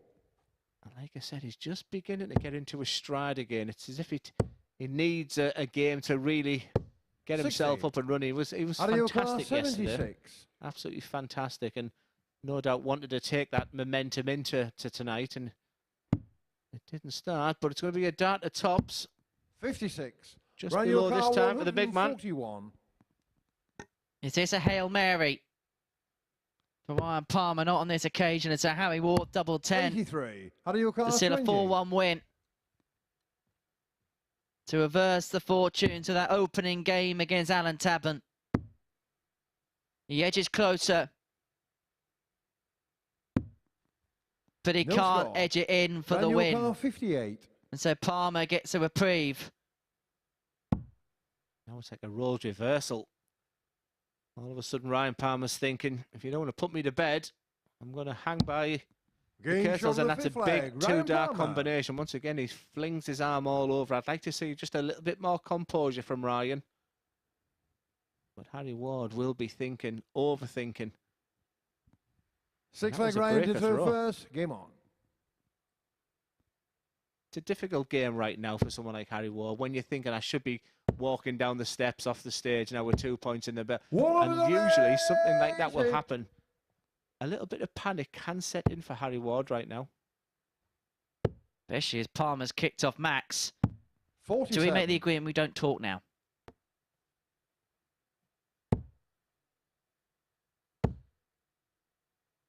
We'll talk again. 100. With the disappointment of the hordes listening. Don't forget, we're on Twitter. There's a bit of chit-chat. How did the Premier League go tonight? The UK 91. Open. Who's going to be winning the MODUS Super Series this week? It's a weekend of darts. A bonanza of darts. 90. Harry Ward along with even a maximum is not really going to put him in this leg. 140. Run your car, 131. And at 131, even the setup is nice. Just keep it very simple, which he's doing there. 57. And that's probably second best for him right now. And for Harry Ward, all he can think of, 6 darts from 2-2-3. Isn't 74 is not a gimme. Interesting. 140. Run your car, 74. Very interesting. It's a great Barry Davis once said, and so that's it. Slip into the single free there for Ryan Palmer. 42. So Ward for the match was 83. With Palmer poised on a double. If this doesn't go to send us all the way to a decider, it's the solitary dart at the bull again for Harry Ward, which comes and goes as this game ebbs and flows. We find ourselves going all the way to a deciding leg. A shake of hand of appreciation of both players' efforts, but it is Harry Ward who is going to have the darts in what could be a crucial last leg decider. Both players yet to get off to throw first. Game on. The mark in terms of points in this group. 100. Seesaw, up and down, twist and turn. That's how this game feels like. Harry Ward should be 100. back thinking about his next game, but Ryan Palmer is right behind him right now. Panic is setting in on Harry Ward. He can feel it. He's thinking, I should have won this game. And you're fighting with yourself. Don't 61. think that. Keep positive. I've got the darts. And for Ryan Palmer right now, is thinking, I was out of this match, but here I am, still challenging for the game, and that will feel like 100. absolute gold dust, that second dart. Every treble will feel like gold dust in this tense situation. 96. I don't think Harry Ward can qualify if he loses this game in a sense of his mentality. This will suck the nerves and 89. everything out of him, and all the energy will just waste away because it's a game he should have won. He should be played 2-1-2, and everyone's talking about Harry Ward here on Saturday night. 100. My worry for Harry is not so much the point situation, it's who he's got next. And that's Andy Boulton, who at the moment is playing sort of darts that in 56. this format can be Harry unplayable. O'Connor, But it is 144. Harry Ward who's going to get first poke at a finish on 144. And he may only need one poke at the 144. He may only need one dart at double 12 Game to finish shot in and the match. style. Harry Ward. What a way to seal a first Group B win. That is for Harry Ward. A blockbuster 144 checkout to get the better of Ryan Palmer 4-3. Both players with haymaker blows, one to the t'other, but Harry Ward, helped by 2 ton-plus checkouts, is the victor over Ryan Palmer by 4 legs to 3. Well, Glenn Dolan is going to make the journey up to the balcony to have a chat with Chris Murphy on what we've seen over the first 5 games so far this evening. That's coming up after this short break, as is Scott Walters against Alan Tabern.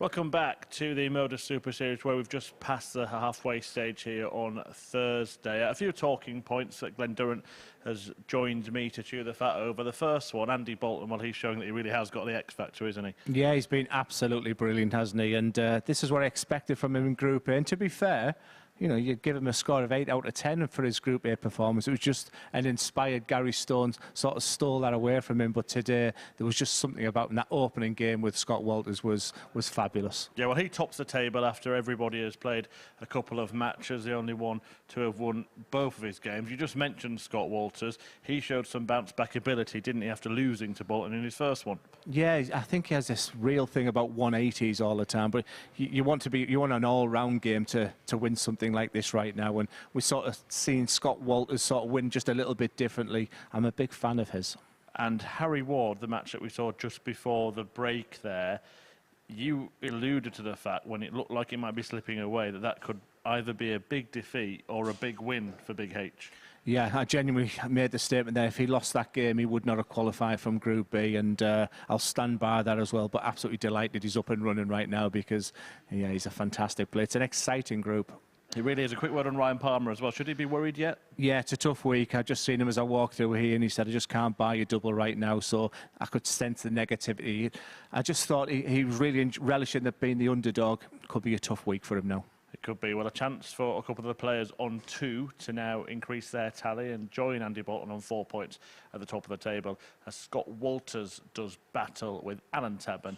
And to describe the action alongside Glenn Durrant is Henry Deacon.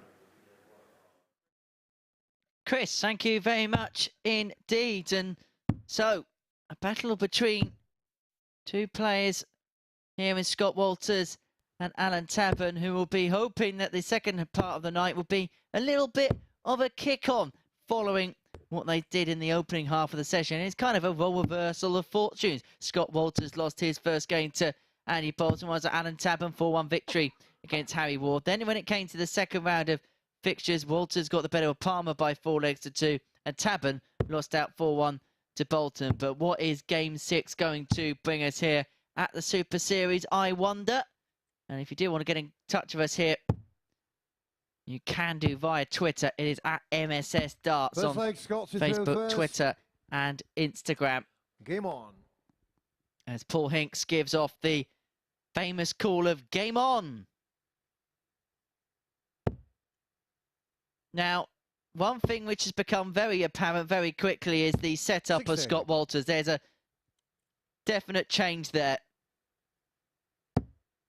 We will get into the meat of that when we have Glenn Durrant back with us in the commentary box as Alan Tabern kicks off Max. That is definitely a change of the setup we've seen for the first 2 games. Mainly highlighted by the fact he had high-vis flights. He looked like a traffic control attendant talking about calls to attention. 100. They're all admiring your commentary next door. That 1-4 finish as I opened the door to go to the balcony there. They all said that's how you should do some commentary, Glenn, instead of being boring and miserable. I wouldn't recommend commentating like me, Glenn. That was my reply. Did you say there's been a change of... Well, just have a look at the equipment of Scott Walters We here. had the yellow ones last time, that's for sure. I'm not really sure why. I just thought it was not a million miles away from this game. I do believe sometimes, Henry, people sort of think the change of flight stems. I mean, I guess it stems from sort of Peter Wright. But just sometimes it can be more the mindset, just more the focus. Got your car 141. Whose quality does this guy? Treble 19 for double 12. What a blockbuster start this would be. Game shot on the first Scott leg. Walters, that is what it's all about. What an outstanding finish.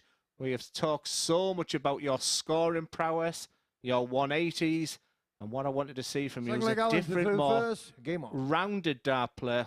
And that 141 absolutely highlights that to the max. Well, the last 2 checkouts we've seen has been a 144 and a 141. If we can have a couple of maximums in the middle of that, we'll be all happy campers. 100. just slips that way through. I like his confidence. He came in. He's got that brashness. 59. He believes in his ability. I mean, he's up against a real top-notch performer in Alan Tabern, full of experience. A CV to die for. 140. I don't think he looks at reputations, does Scott Walters. I just think he's one of them players who focuses on himself. 140.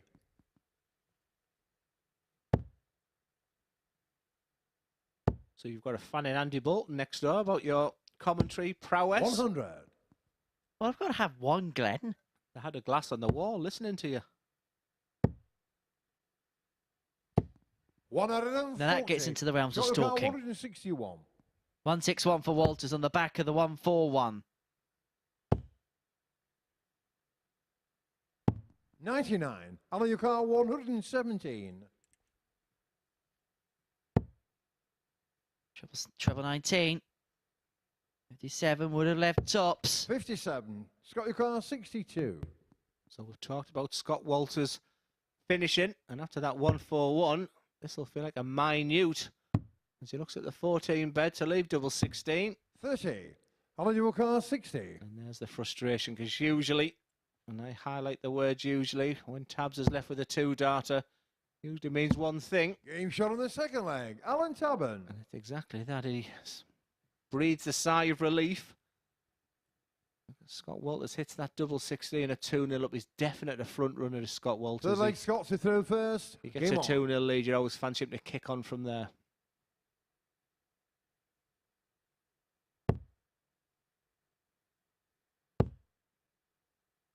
Alan Tabern's one of those 85. players you have to see off. He'll always give himself opportunities in legs and in matches. 100. I wonder whether this is going to follow a similar pattern to his first game against Harry Ward, where it looked as if his opponent was going to start to open up a lead, and then he came back on the charge. But with Scott Walters, he can always find a maximum that can get him out of trouble. Yeah, it's a great asset to have, isn't it? 44. Sprinting to the board. It's a sign he's feeling good. He's definitely using the treble 19. The board 96. management's better than last time. He did focus around that treble 20 a la Martin Adams. 45. Now he would have craved a 140 at that point. Well, that single five just makes things a little bit awkward, although Tabern is all the way back on 85. 312. He leaves himself on 95 after 4 visits in this leg.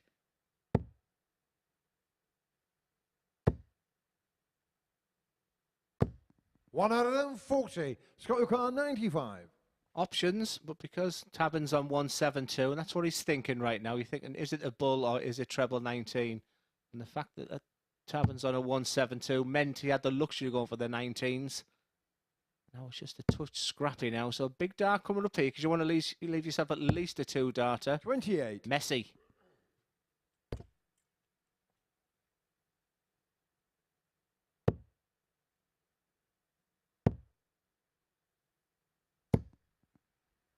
$60. That's unlucky there Scott, from your car, Tabern. 67. Hence the shake of the head there at 172. So has he got away? He's going to have another 1-dart effort. This time he's gone for tops to change of direction from the 47. double 16. Alan, your Just the car, same result this 112. time. And you do not give this man a sniff. And it's double 16 this time for Tabern. 96. And boy, did I fancy Scott, your that to car, go in. And so 20. did Tabern by looking at that response. Scott Walters once again sprints to the... I'd just like him maybe just to take a sharp and take a breath, assess the situation. Game shot on the third He's leg. got away Scott with Walters. that. He's got away with that. But if he's watching this back, just sometimes, just a touch of composure from him.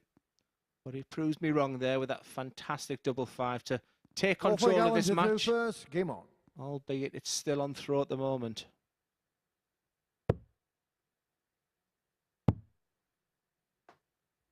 $96. Good friends with lad Juno, Chaz Barstow, Richard North. Dan Rocha, Mike Gillett, Andy Jenkins. What a team that would be. For the maximum man. 140.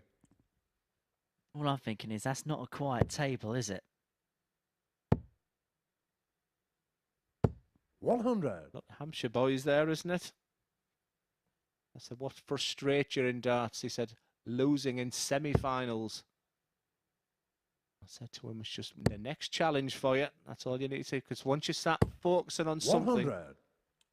your brain will think, when I get to a semi-final, this is where I'll start losing.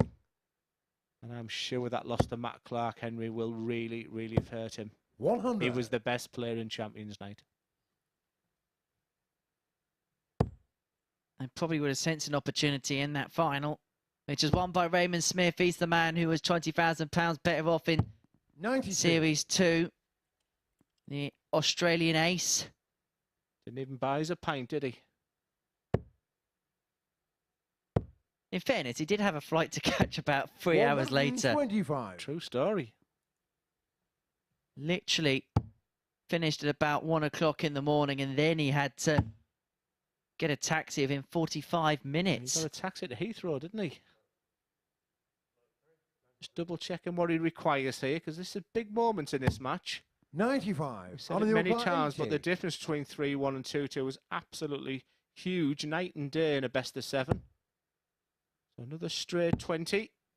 Another one dart at tops. Game shot on the 4th leg. Alan That's Tabern. just synonymous to the play of Alan Tabern. He's not going to outscore you. He's not going to bully you. He's not going to dictate things. You know what you're going to get. He doesn't play games, but his strength is the back end of the legs, Henry. You just game on. If you give Alan Tabern, that's why I think we were both shocked when he missed that 112 with a one dart at double 16. But all to play for in this tight match, and one of these players will go on to 4 points, and 60. we'll start thinking about Saturday night then.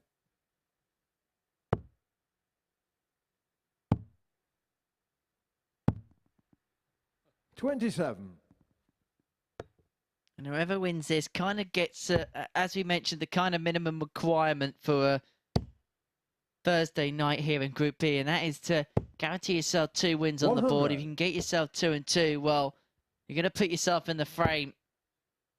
Do get that odd situation. So I happened a couple of times here at the Super Series. 97. All 5 players are tied on 4 points on the conclusion of the first night's play.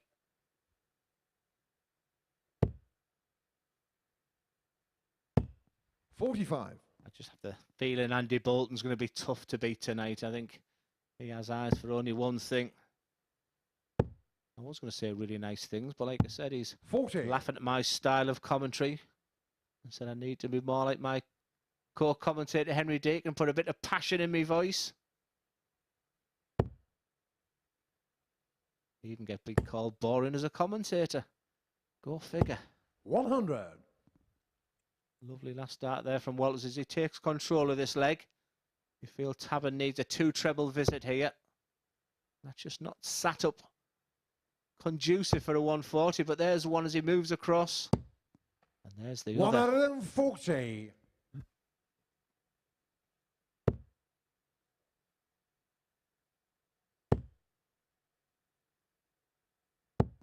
$100. The last dart merchant right now is Scott Walters. He's just staying in control, but only just, you feel. You could tell in his face he's struggling to kind of find the line and length, isn't he? In his first dart on the treble 40. bed, and that's reflected kind of in the 96. scores in the power pack. But here he's looking for a powerful finish to put himself 3-2 up. Tabern back on 157, 76 remaining, and I'm not sure he can find a route to that treble 20 bear, which is why he was umming and ahhing. He was looking all around. And now he's got to hope that Tabern hasn't got a blockbuster in him. Yeah, you just felt it was too dangerous to go double-double there. Walters will realise he's made the right decision now. 59. Scott, 3 dart to double 4. It's in his hands.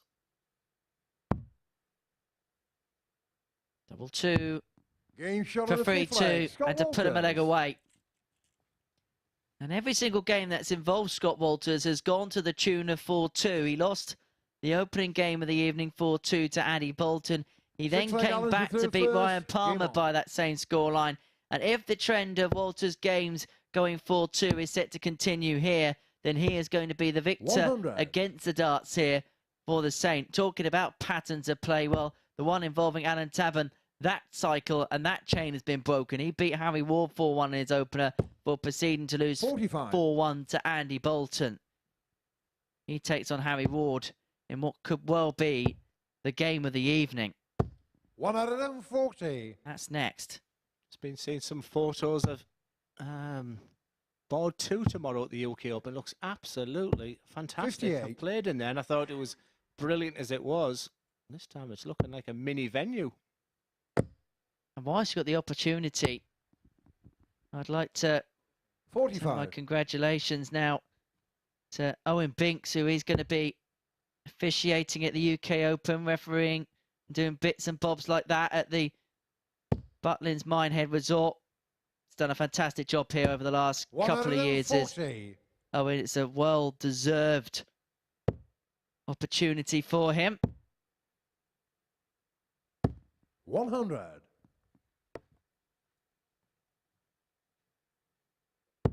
And for once, I ain't even got a pun for him. I'm getting embarrassed here. It's not often you see Alan 100. Tabern outscore an On your car, opponent. 116. And outscoring Scott Walters is another thing as well. So he's put himself in the position. That last dart is a real saviour there. 76. A nice On your setup car, play for Tabern. 158. But how many times have we seen 158 this week, Henry? Not this time. We're not going to see it again for the match, and so Tabern for tops 100. to send us the On your car, distance 40. for the second consecutive match. Game shot on the sixth Talk leg. so Alan much about Tabern. Tabern's strength being for tops. You just feel if he can get down to a double, he's going to win the leg of darts. For Scott Walters right now, his power scoring has to start, and it has to start right now. Seventh and For final Tabs, leg, he's just shot to thinking, third just get first. me down to Game on. 101, and I'll win this game. Intriguing.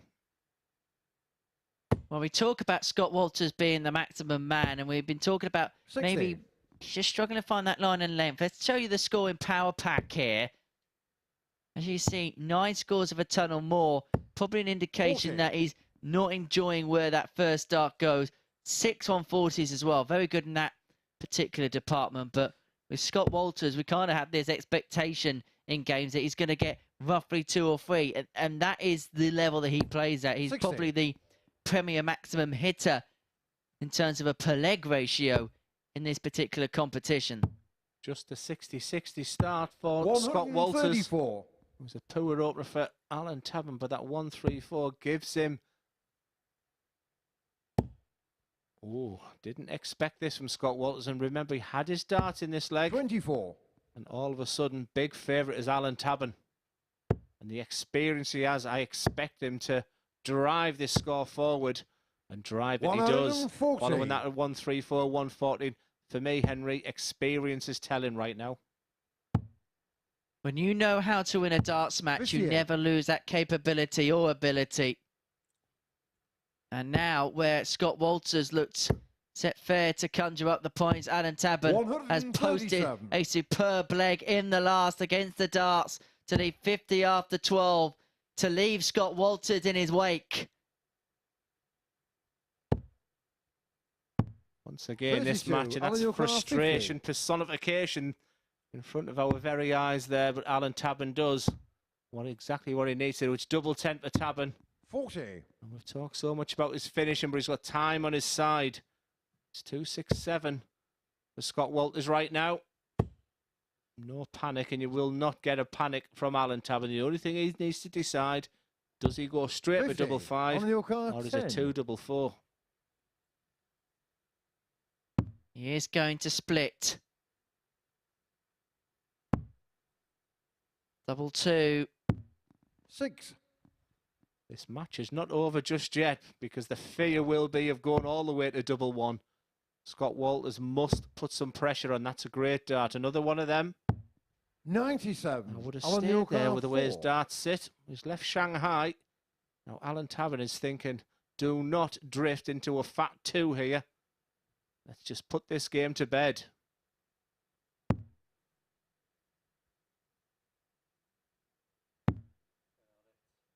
Well, he's only got that top corner to aim at now. No score. But that Scorecard is 3 more match 120. darts that comes and goes for Alan Tabern. And can Walters find a Shanghai to seal the points? Not on 80. this On occasion, your corner, but 4. there's huge pressure on this double 2.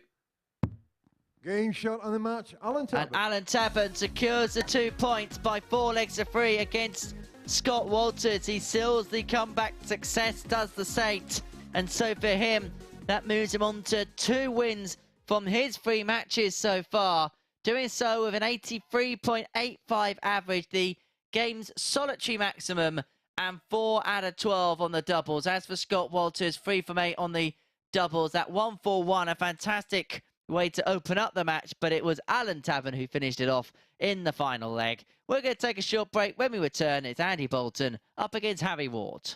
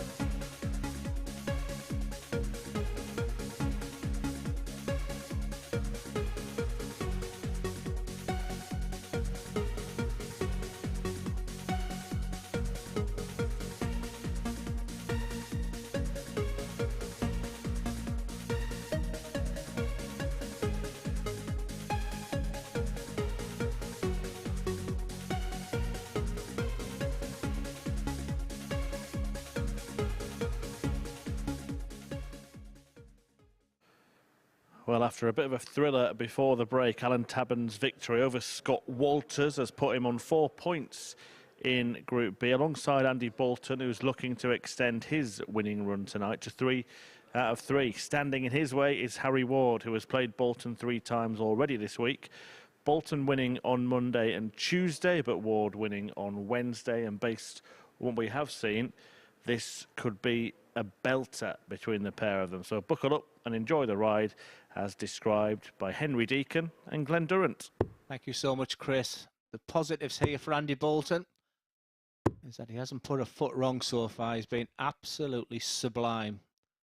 The negative is, usually, looking back on Monday, Tuesday, Wednesday, as the day and night's gone on, that's when he sort of petered out a little bit. And actually, on his last game of the day, has been fairly poor and lackadaisical on a couple of the games. Will Harry Ward pick up on that? Has he highlighted any weaknesses in Andy Boulton? What's the effect been of Harry Ward getting through that previous game against Ryan Palmer? Because it could have gone either way. Once again, how many times have I said intriguing, interesting? Over to the guys and may the best man win, Henry. First like he's Andy to throw first. This has true potential, this game, to be the match of the night. When you have a look at yesterday's meeting, that is partly the reason why.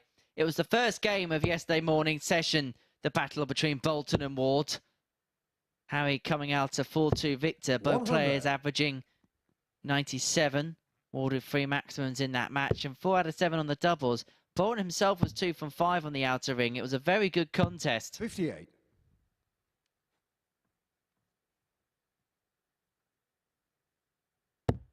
As Chris Murphy mentioned in the build-up, buckle up for the ride because this could be a bit of a roller coaster. 100. Please don't look at me as if I talk like that. I am not from Jersey. 58. Henry Deacon must do the world's worst impressions. I've taught him how to say roller coaster so many times. Now he's 14 miles away from Paris. Andy Boulton is very, very close to treble 20. 180. Absolutely fantastic. I'm running out of superlatives for the guy this week. 1-2-1 after 9 darts. 180. Harry And Ward your car, might just feed 121. off this. Might be something that he might really enjoy this game. But this guy continues to impress him. The experience also that he has. And 89. when I talked about composure tonight, that's maybe Ryan Palmer, and that's what I mean, that 1-2-1 there. Didn't panic. Lovely single 20, followed with a treble 20. Just kept it simple. 60. 32 And your after car, 12. 32. The game can be easy. Against Alan Tabern, who 100. averaged just under 84. Didn't really do much wrong in that game. Wasn't allowed to do anything wrong in that game because Andy Boulton was just 15-legging him into submission. 100. Harry Ward will know the level he's got to play at to stand a chance, and that's got to be 5 hitters or less. It's as simple as that. If you had to put your top 3 players who's representing the MODUS Super Series, where One out of them, 40. where would your money go? Top 3 players. I mean, now Graham Usher's got a tour card. He's out of the equation. I always thought of him as the perennial player. But One out of them, 40. you've got to include Raymond Smith in that. Not just the fact he's the defending champion, but it's the way that he's played every single time he's been here at the Super Series.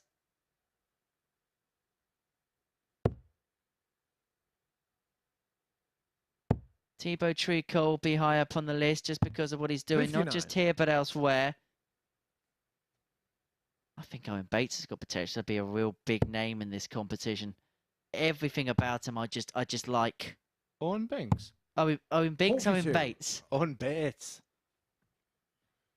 He just seems to be dictating the pace here, does Andy Boulton. Just sort of slowing the proceedings down.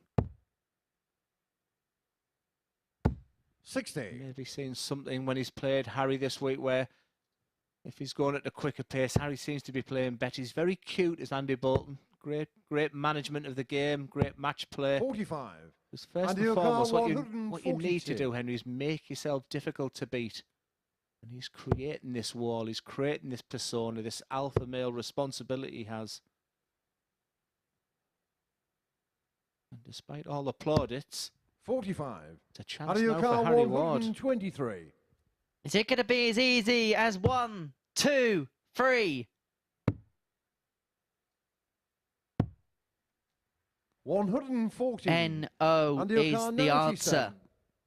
Yeah, it's a bit of a stinker, that 99, but part of me felt that was going to go over. It's only a 2-dart combination for Boulton. And there's the first dart done with ease. Game shot on the second He leg. made that Andy look Boulton. ridiculously easy. But let me assure you, that 97 finish is of the highest class because of what your opponent is on. Your opponent Third leg, is Andy, down the to a third double. first. Game on. And when you just ping it that way, Andy Boulton will be feeling absolutely fabulous. And he's just slowing things down. I'm the boss. I will dictate the pace.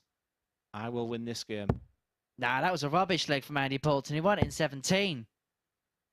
He hasn't gone above 6 fizzes in a 100. leg so far tonight.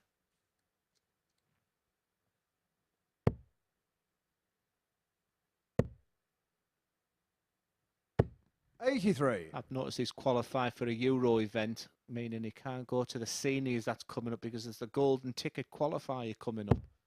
And I thought, imagine if this guy attends, he would take some real beating. But I think it's one of the competitions, 100. if I've got my dates right, where he's going to be representing himself as an associate member in the PDC European Tour. He travelled over to Germany with John Henderson, 70. and I know they both got a couple of wins under the belt. So they'll be well chuffed for that, maximising all the opportunities that are still out there. That golden ticket qualifier 97. is going to be stacked with quality. I know the likes of Neil Duff and Scott Mitchell are going to be in attendance for that. That's going to be a tough field. Whoever gets through that deserves the right to 100. play the power live on the TV.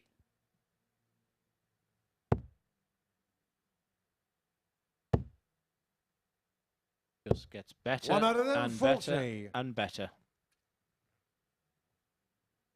I think half the field at that golden ticket qualifier will be happy Andy Boulton cannot enter it the way he's playing this evening. 123. 64 Andy after O'Connor, 12 again. 64. Double eight. He's playing as an amateur in a professional manner. 48. If there's Andy one O'Connor, hypercritical, 125. just a couple of missed doubles today. Henry alluded to 4 from 12 from game 1. He's just done 2 from 6 right now. That's the type of things he's taken his average of 43. 94. Andy O'Connor, 16. Could be well over the 100 average and the way his scoring's been, but it's double A for 3-0. We now want to put this to bed.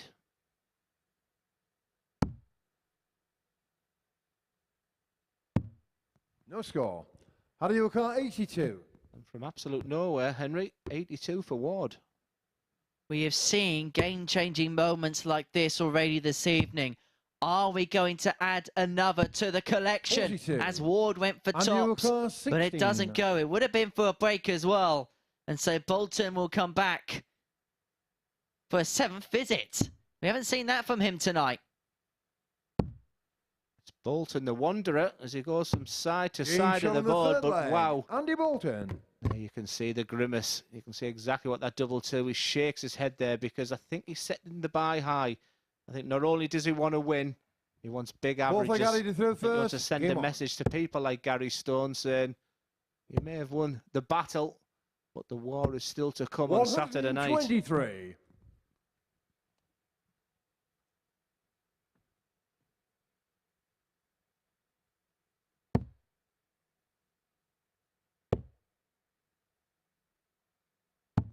$59.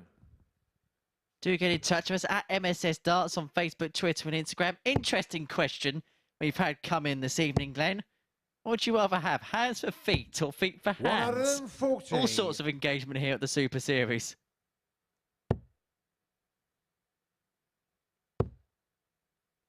Who comes up with these questions? 100. Hands for feet or feet? Well, I don't think I want feet as hands. Hands for feet. I'll 84. go with me web toes anyway. He says, looking at David Evans's duck. You actually sent a message about the duck today to David Evans. 100. We are keeping good care of it. 154. Well, Harry will be keeping his hopes alive in this game. He's got 6 on 154. 122. Andy. Well, he's been so good this evening. You can't blame Paul Hinks for expecting Andy Boulton to be on a finish by now. I was thinking exactly the same, Henry.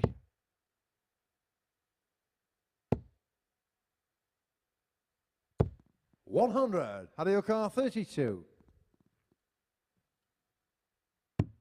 Game shot on the fourth leg. Harry Ward.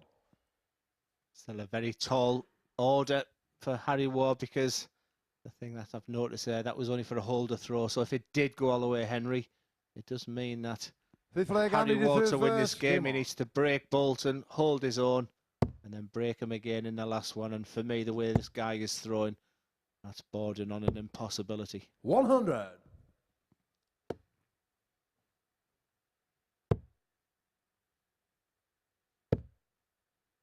"25 funny lion puns," and I thought you were 140. making them up as you go along.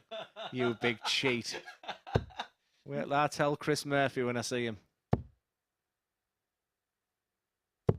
100. Well, they don't know, don't hurt, Glenn. I'm giving out all your secrets now. Oh, please don't give out all the secrets. No one wants to know all the 96. secrets. I know it's beyond midnight, Glenn. I'll take that off Duran hits. I had enough of that today.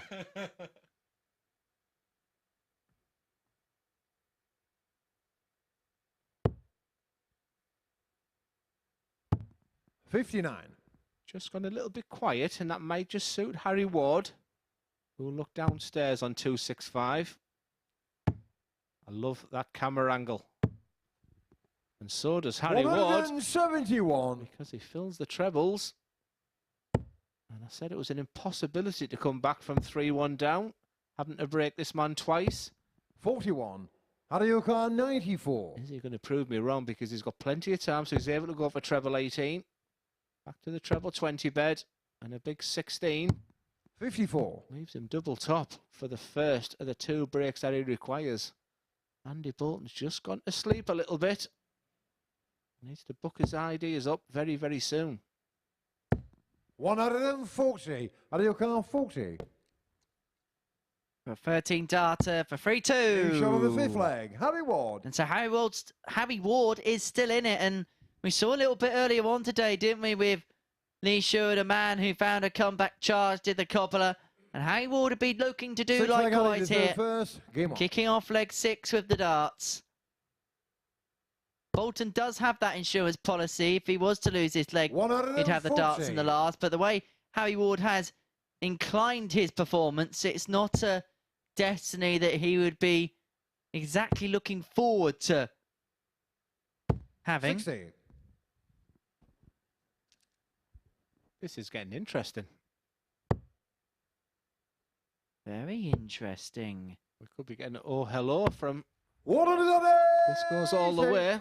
Harry Ward, where is this coming from? He's tickling the ton. 97. Andy Boulton was averaging just close to 100 for the majority of this game. He's falling asleep. And Harry Ward is wide awake and absolutely 95. flying right now. This game is going all the way. Said it was an impossibility at 3-1. 97. How do your car 86?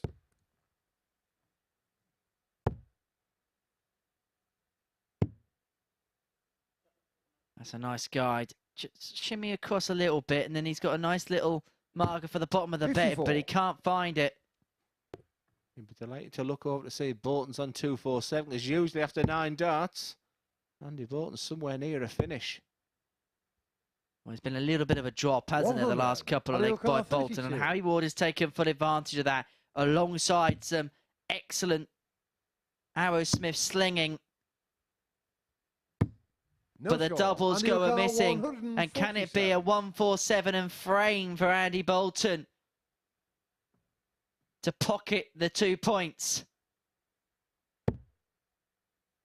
Harry Ward still has that cushion.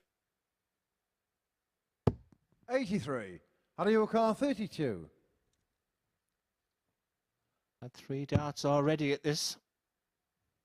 Just messing about. Game shot on the sixth leg. Harry I'd be Ward. delighted to get that. I called it a 3-1, an absolute impossibility for Harry Ward to win this game for a mixture of many reasons. One of them, the form of this guy. Andy Boulton's going to need all Seventh the and final leg, Andy to experience in throw the world, first. Game because on. I think, like many, he thought this game was won. It's just the type of person who'll put them legs to bed 140. and get one of his trademark 5 visits, meaning the man in your pitch area needs a 12-darter. 85. And just the one trouble with that visit severely puts Harry Ward on the back foot, and so Andy Boulton really has this deciding leg in his leisure now. If he can find another trouble here, he has full control, 99. full command.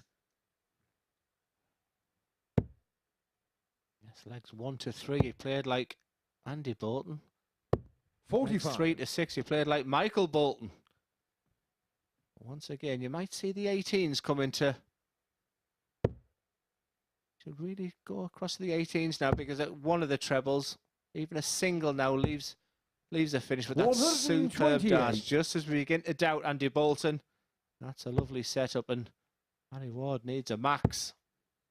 And for Boulton here, as we do go the 100. distance, he has found a 134. dart so beautiful.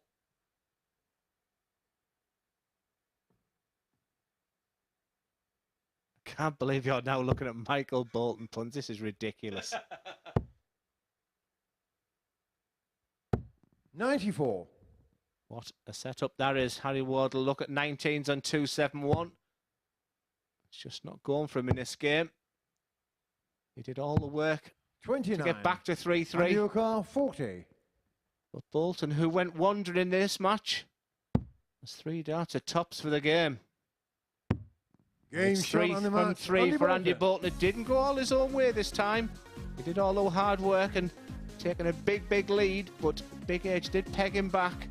And you can see a big, huge sigh of relief there from Andy Boulton, who's been very, very impressive. Nothing at all to separate them in the stats. 14 darts at a double and just 4 ping for Andy Boulton. It's something you can have a think about. That 97 finish was just absolutely sublime with Harry Ward on a double. Another fantastic game between the pair of them. Once again, Harry Ward, very sportsmanlike, very magnanimous in defeat.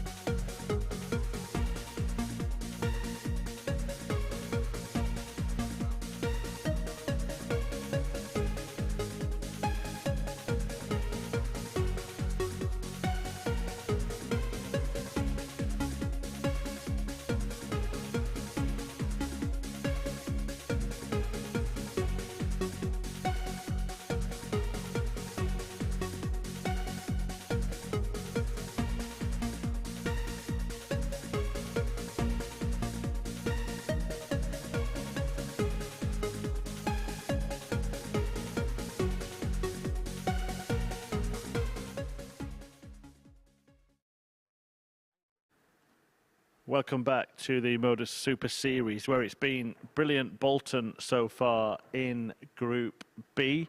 The X Factor taking the limelight with a hat-trick of wins so far as he looks for the full house. But it hasn't been going well for Ryan Palmer so far. He sits at the foot of the field looking to put that right in the next match as the Lion looks to awaken and roar into action. Palmer is looking for his first win, but it'll be a tall order against Alan Tabern, the marching saint, who's won 2 out of his 3 fixtures tonight. It's a last appearance for him this evening. It's shaping up like a potentially pivotal showdown for the pair of them. Right, let's rejoin our commentary team and their 25 pre-prepared Lion puns. Over to the main man, Glenn Durrant, and the pride of our pack, Henry Deacon. Thank you, Chris, as I read off the script. Thank you. So we move into game 8, which sees Alan Tabern take on Ryan Palmer. Your commentary style has just improved overnight. Ignore the Lion puns, Chris. It's now Michael Boulton. Well, I think he's got Georgia on his mind. Well, in the live lounge, the mighty live lounge, well, the Lion has been found sleeping when he's needed to be awake. Looks like it's Alan to throw first. Some moments have gone against him here this evening. Maybe moments where he sensed that he could have had the opportunity to really kick on in matches. Just hasn't quite happened. 140. Yeah, we've been just talking off yourself and Henry, and we think Andy Boulton's probably feeling like he's done enough, certainly not points-wise, but we don't anticipate him drop too many points. Alan Tabern just seems to be finding ways to win right now, without being 60. spectacular. I think Scott Walters been in that back room just a little disappointed, knowing that he must beat Harry Ward next. That's a big game. And Harry Ward, who we spoke 41. so eloquently about, has just not had a great night so far. And for Ryan Palmer, his time's not necessarily looked out of his depth. 100. Just maybe lack composure. Reminds me a little bit of Robert Rickwood in a sense, that putting himself in decent positions, just not executing the finish. So that's myself and Henry's sort of conclusion. 140. As we come to the back end of the night, but still all to play for tomorrow. But the Lion could well be a win away 100. from possibly keeping himself in contention. If you could see Glenn's look in this commentary box right now. 56. Alan, your car 101. Thank God for Alan Tabern. For double 12, his favoured double. 86. Ran your car 170. Should we do it? A win away. A win away. A win away. Oh, leave me on my own. Why don't you, Henry? You do it. 49. I'll sing it. You Alan, hum your it. I'll car sing 15. it. As Alan Tabern looks at 15. For double 4. Is it this already tonight? 11. Just a little bit Ran your scrappy. car And this could be the roles 121. reversal for Ryan Palmer, who's put himself into decent positions, but he has not been in this leg at all. What a turnaround. That is naughty. Part of me thinks he just should have gone for the fattest part of that 11. 89. Just give himself Alan, an your car opportunity. 4. I can't see Tabern missing from here. Game shot on the first leg. Alan Tabern. Once again, without being spectacular, Alan Tabern takes control of this game. Ryan Palmer must do better. Second leg, Ryan to throw first. Game on. I can see that wry smile on your face as you're looking. 81. You might giggle away to yourself, but Alan Tabern, who's giggling right now. 180.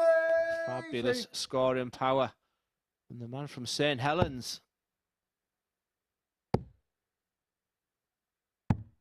139. But that was a sinful first start into the single 5. 43.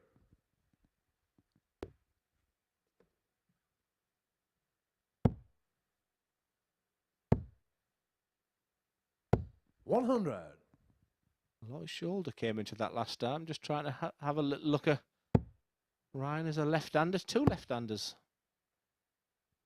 45. Could he whiffed her? Let's have a little look at this throw. Look at that follow through. It feels like an effort to get there. Can you say that's surprised he's not suffering 57. with hyperextension issues there, because that's a real severe follow through. Look how smooth that follow through is. Despite the fact it's not conventional to throw. This one's a lot of power, a lot of effort going on this elbow. If you can just see that follow through there from Palmer. 73.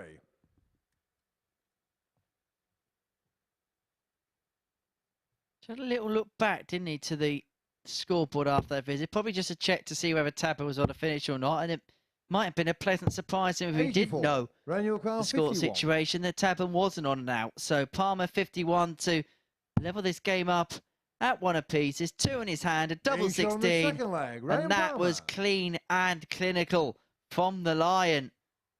Well, he gobbled up the opportunity. Much better. That's been his weakness tonight. Them sort of combination finishes. I think he'll be feeling rather good about it. And I think he knows, Henry, that he has to win this match. He's looked second best. In what was a tough group, albeit. He was the rank outsider. And he wanted to prove an awful lot of people wrong. I think he had chances. 121. I'm just seeing signs now that it's just beginning to settle. And after the first couple of games, the Lion cannot wait for a win. 81.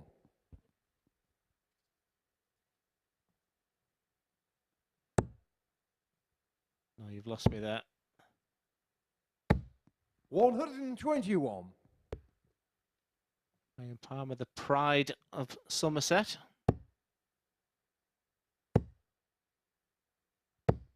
140.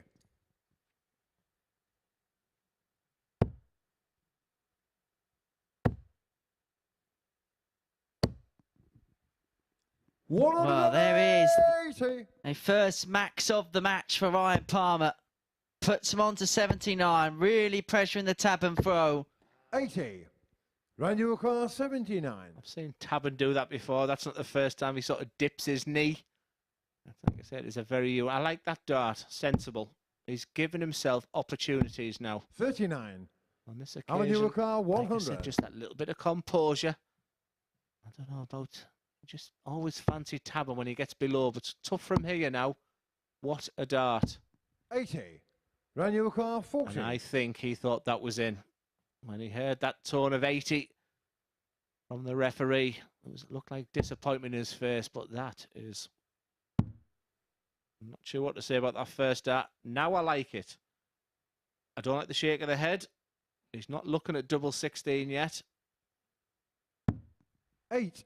I would like to see him throw that dart again. Maybe the... I thought Alan was laughing at the 1 at first there. Well, it was a bit of a cough from Alan Tabern. He's not playing Who Wants to Be a Millionaire. But who wants to hit the winning double? 10.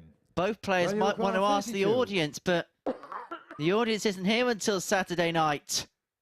And it's a 50-50 as to who's going to win the leg. Game shot on the third leg. Ryan Palmer. Final answer goes to Ryan Palmer. He certainly can't ask the audience, but he can on Saturday night. And you can join us here at the Live Lounge in Portsmouth. Game on. Tickets are absolutely free. 7:30 start. At dartshop.tv. Get your tickets down. Come and make it a wonderful, wonderful atmosphere here on Saturday night. It's a beautiful week of darts here with the Premier League tonight, the UK Open starting. 134. Finals night here at MODUS Super Series on Saturday. For all you dart lovers. And you just make it that extra special by being here. And if Alan Tabern is here, do feel free to bring some cough syrup. 96. We won't give him Matthew Edgar's Cavonia, which is still lingering around the commentary box. Or other brands. I've got Lockets, 41. I've got other ones as well. I must admit, talking for 5 hours a day is not something I'm actually quite used to. I don't believe that. 140. What I do believe is Alan Tabern is right back in this match right now, but that's the perfect dart for Ryan. Begging for a max. 180. We've waited all night for this type of performance from Ryan Palmer. What a dart that is for Do Dart at tops. He's had this 91. opportunity twice in this match, Tabern, but he leaves it. This is a big, big moment in this game, and that is not acceptable. You have to give yourself 40. a dart or a double 40. on 80. He's getting the opportunities. You have to take them, Ryan. Game shot on the fourth leg. Alan Tabern. Because defeat here against Alan Tabern for Ryan Palmer would be a nail in the coffin. Am I working with Chris Murphy in the morning? This leg Alan to throw first. Game on. I don't know whether that's a good thing or bad thing if you want a load of puns. Right, good, that one. 54. Worst bit is I can't even take credit for it.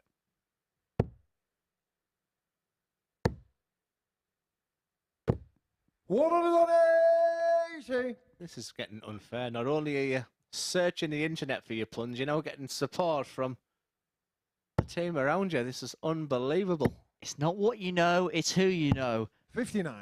And what I do know is Palmer's kicked off Max. So he's going to treat us to a 9.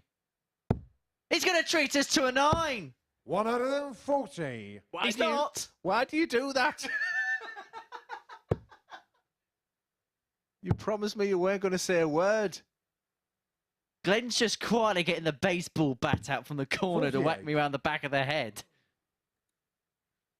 But isn't this great to see for Ryan Palmer? We've only sort of focused on the negatives so far about him. 96. All of a sudden now the superlatives are coming about. The guy who's just so nice to chat to, very absolutely full passionate for the game, still has the desire to reach the top. 85. And he had a real sticky start to the night, but this could be a big, big movement for him.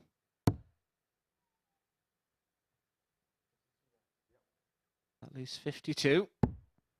So that leaves his 53. beloved double 16. So big chances for Ryan Palmer. And this would be a break of throw. Is this the moment Ryan Palmer starts his charge for victory? 82. Ranu car 32. He laid the foundation with them 5 perfect darts. My criticisms have been round about this area of the doubles. Aren't they so much better? Ryan Palmer. Excellent darts from Ryan Palmer. Now see off the job. Your darts. Once again, sprints to that hockey. But he has to wait them 10 Looks like Ryan to seconds. throw first. Game on. Interested to see what these first 3 darts. And that was my concern, Henry. Interesting, Alan Tabern in the background, knowing that he was throwing 121. second, just went back to the table, had a little sip of water, and now is ready to throw, is now ready to pile on the pressure onto Palmer. And what Ryan Palmer mustn't do is panic right now, in a sense that he knows he needs these 2 points. Just let the darts do the 55. talking. That's unlucky, that treble 5. Could have been so close, and the last thing you want to do is turn around and see Alan Tabern 95. hammering that treble 20 bed.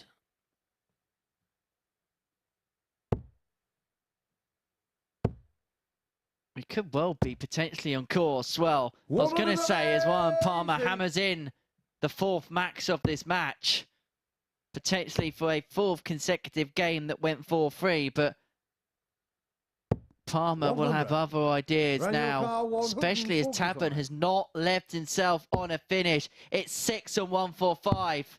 He may not need 6. He only needs 3 to finish with a 145.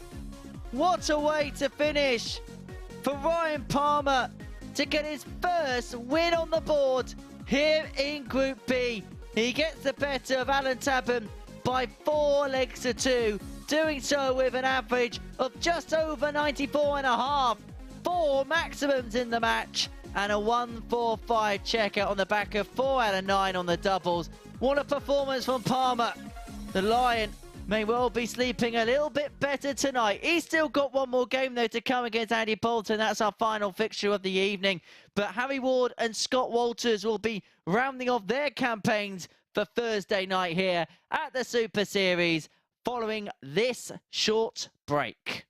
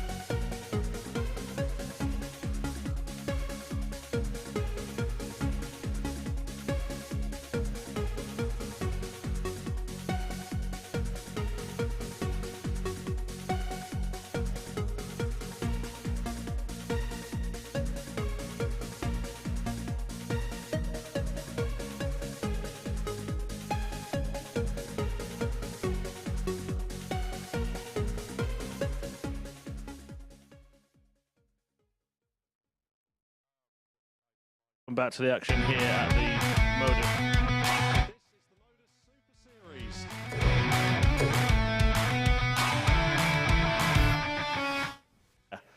At the Super Series on Thursday, no, or into Friday morning. It's a meeting between Scott Walters and Harry Ward in the penultimate match of this session. Now, can one of this pair, or both even, book their place on stage on Saturday? Well, we'll find out over this match and tomorrow night's action. Both of them won from their 3 fixtures tonight, so one will take a step forward, the other will stand still, and still providing quality commentary and expert analysis are our top team of Durrant and Deacon. Yes, that mid-table clash, which I'm always fascinated sat with Henry, because he just seems to know the numbers so well, and that 2 from 4 from Group B on the opening night makes this game very, very important, because one of them is going to go back to their hotel tonight with 2 out of 4, which keeps them in the running, and one of them will be looking over the shoulder with only 1 win and 3 losses. So considering it being a mid-table game, it's a very, very important game in my eyes. It's an important one, and I'm still trying to work out who this is probably more important for in the context of the group. Walters is 2 points -1, Ward's 2 points -3. I'm not really looking at that bracket. I'm just looking at, in terms of overnight, who is this mentally bigger for, and I'm struggling to come to a conclusion, really. First. I just think it's a big win for either one. I don't think either of them will go away happy, even if they do get the 2 points in this game. but they're in for the run-in tomorrow. The pair of them are well capable 60. of going 4 out of 4 tomorrow night. As we know, the distinct advantage of Group B is it is 3 from 5. And I'm just going to mention one thing because Scott Walters has now gone back to 26. the high-vis flights. That's the second time now that he's changed equipment this evening. Now, when he played with the original flights, the ones that he's got on now, he lost 85. 4-2 in his first game to Andy Boulton. But then he changed it after the win against Ryan Palmer. He then proceeded to go on and become, as he goes for the first max of the match. And that is a milestone match, big Max, because that is his 800th of the series. Not his 800, the 800th 60. of the series. So that's a milestone moment, but a change of equipment for Walters, and it comes up trumps in the early echelons of this match. 95. He looks comfortable right now, Henry, as well. I just think Harry's looking just not himself right now. I'd like to see a little bit of grit. 82. I'd like to play this match if it really means something to him. I think the ascendancy was the man in your picture right now. 56. 140 here for Ward. He'll be looking downstairs after going low. A little disappointed with Harry Ward's performances tonight, Henry. 44. We expected big Scott things from him, Carl, didn't we, this evening? He's not 144. quite conjured up that way. He's left himself on a finish, but Scott Walters here, 144. We've seen him get a 141 to in the opening leg 128. against Alan Tabern in his 170. previous match, but he sets himself up on double 8 unless Ward could have taken out the fish. 105. Scott Carl, 16. It's one of the finishes that's been missing this week. It's double 8 for Walters. Are they too good? Game shot on What the first a leg. dart Scott Walters. that is. Remember that dart, Scott Walters. He was right behind you. They were right on the wire. It wasn't easy.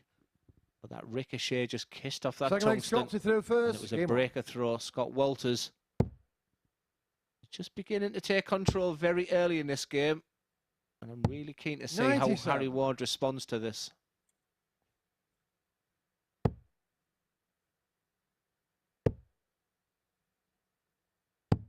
$97.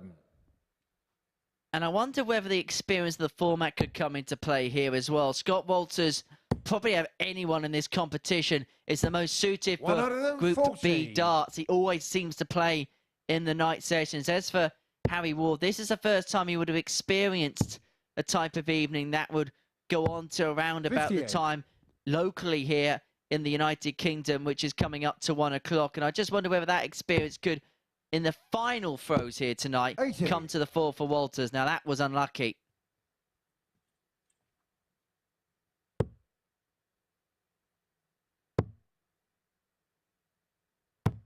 $58. Look how fast he is getting to the hockey there is Scott. I think he knows he's in control here. He'll love that second dart. 140. Fantastic stuff after 12 darts, leaving a 2-darter on your throat. That's all you can do right now. Harry Ward looks a little bit lost in this max. Could Could just be the catalyst. Scott Carl, 44.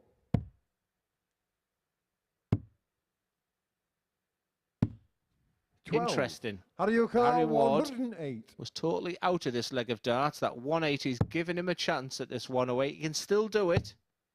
Bullseye. 83. What a Scott turn O'Carr, of 32. fortune that would have been there. Scott Walters hasn't been brilliant on his Game doubles shot on tonight. the He'll second enjoy leg. that one Scott going in. Walters. It's 2-0 to Walters in a game which I think means an awful lot to the pair of them. Going into what will be a very, very exciting Friday night. And of Third leg, course, the Ali, way the the first fixtures game on. lie, this will be the first game that both players play tomorrow evening. So we enter 4-pointer territory. We enter 180 territory for Harry Ward. His second of the match. 84. I'm saying nout. I'm going to talk. 140. Fantastic darts from Big H. From absolutely nowhere, really. 60. I was already right in my conclusion that Scotty Walters was going to go on and kick on from here.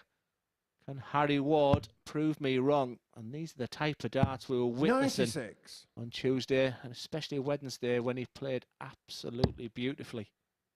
And we all expected him to kick on tonight. It just hasn't happened. 100. Harioka 85. But he's still got the possibility of going in tomorrow night with 4 points.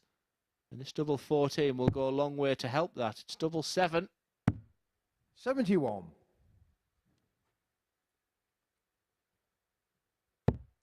Left himself a double after 12. It's that tricky double 7, and it's going to be pressured to the hilt by Harioka Walters 14. for 2-1. We'll try and nudge it across to the bottom corner if he can, but he's unsuccessful in that task, and so can Walters find a mid-range pearl driver.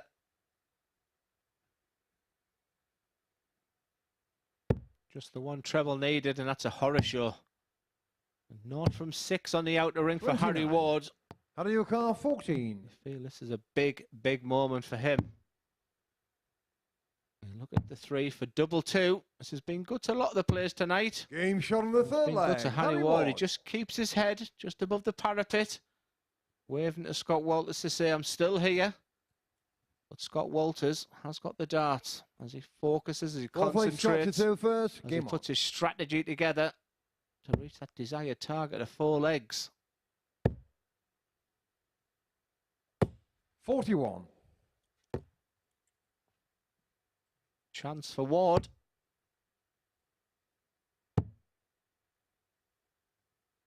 $58. But he couldn't find the opening. And this game for both players is all about really salvaging their evening. It's picking up as much as you really can from the ruins after the volcano has erupted.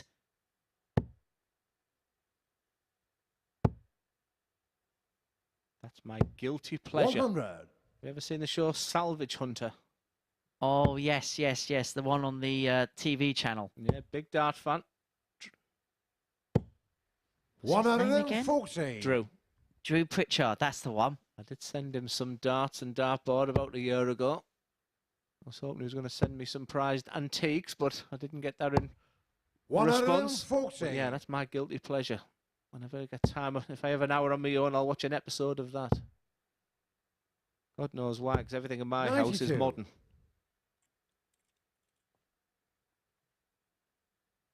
Dan Dawson once thought Elton John lived at my house. 58. Was that when you lived on Yellow Brick Road? 94. That's the Wizard of Oz. Was that when you said goodbye to Yellow Brick Road? 55.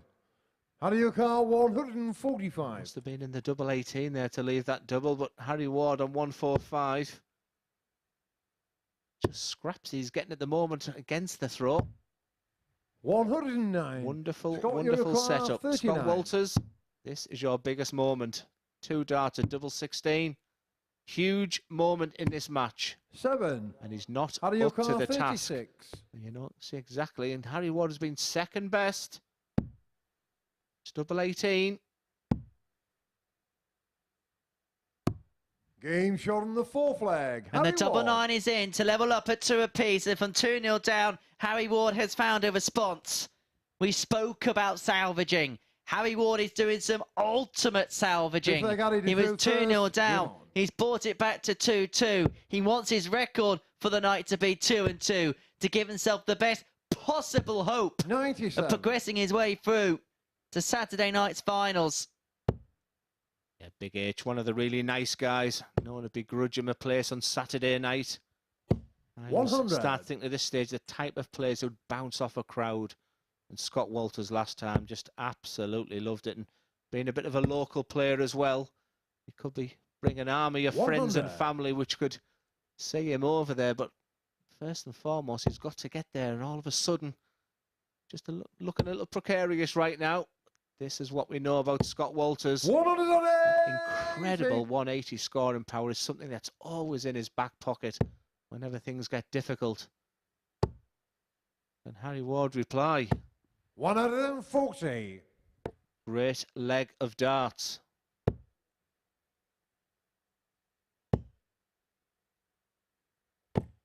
$140. Out of your car, 164. Looking downstairs. He might look at the bullseye with the last dart. 51. Just Scott a your little car, bit off 81. target. Scott Walters races to the hockey gate, a 2-darter, double 12. Big moments once again. Game This time shown on he's the fifth up leg. to the Scott challenge. Walters. And I just think Harry Ward just needs to step on the afterburners right now. He's looking around. I'd like to see him grit his teeth a little bit now and dig deep. Six legs, Scott to through Because it's first. Scott Walters, Game on. it's his darts. And we all know the scoring prowess he has. You have to make him now a big favourite. But if he comes up dry here, 55. he opens up the door for Harry Ward.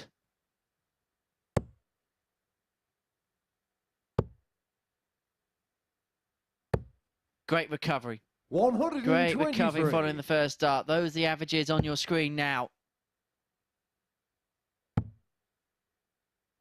Harry Ward, 86 and a half. Scott Walters, 89.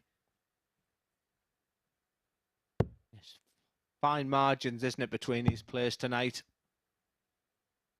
Just sometimes 57. just that little bit of magic, just that timing being the difference between these players. Apart from Andy Boulton, who's pretty much been head and shoulders above everybody tonight. 98. All I'll say is good luck. Andy Boulton plays Ryan Palmer next. The pre-written lines might get a bit of a... I'm just thinking, though, what a difference it would make to the group if Palmer could 134. win that game. What a Friday night we would have then. Every position would be up in the offing then. And one of these two would be the bottom player. 140. That would be the most incredible bit about it. These were the two players people were tipping up when this group began. It's Alan Tabern who's just 55. quietly Scott 112. got on with the business. He'll just go away with 2 wins, being fairly happy, as Walters looks at 1-1-2. Tots or Walters for the 92. win, but that drags Out of your below. car, 132. And so will this be a champagne-laden Hail Mary for Harry Ward? The bull.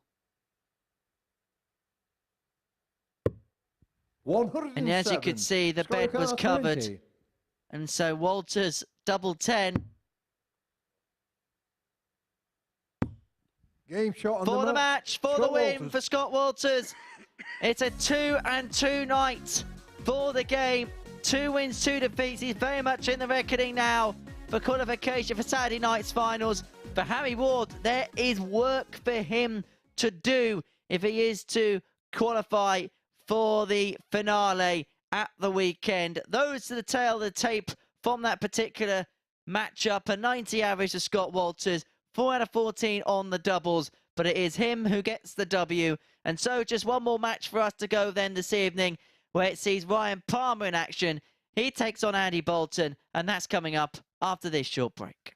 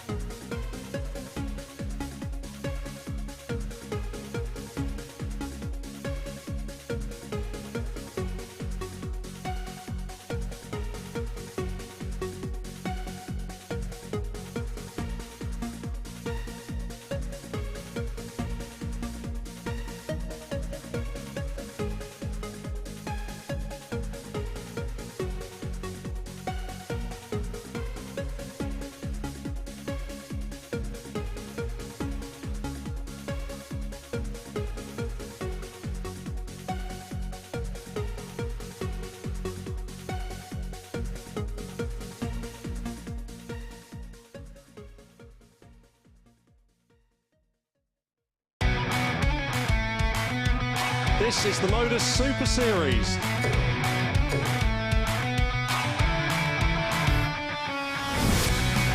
$180.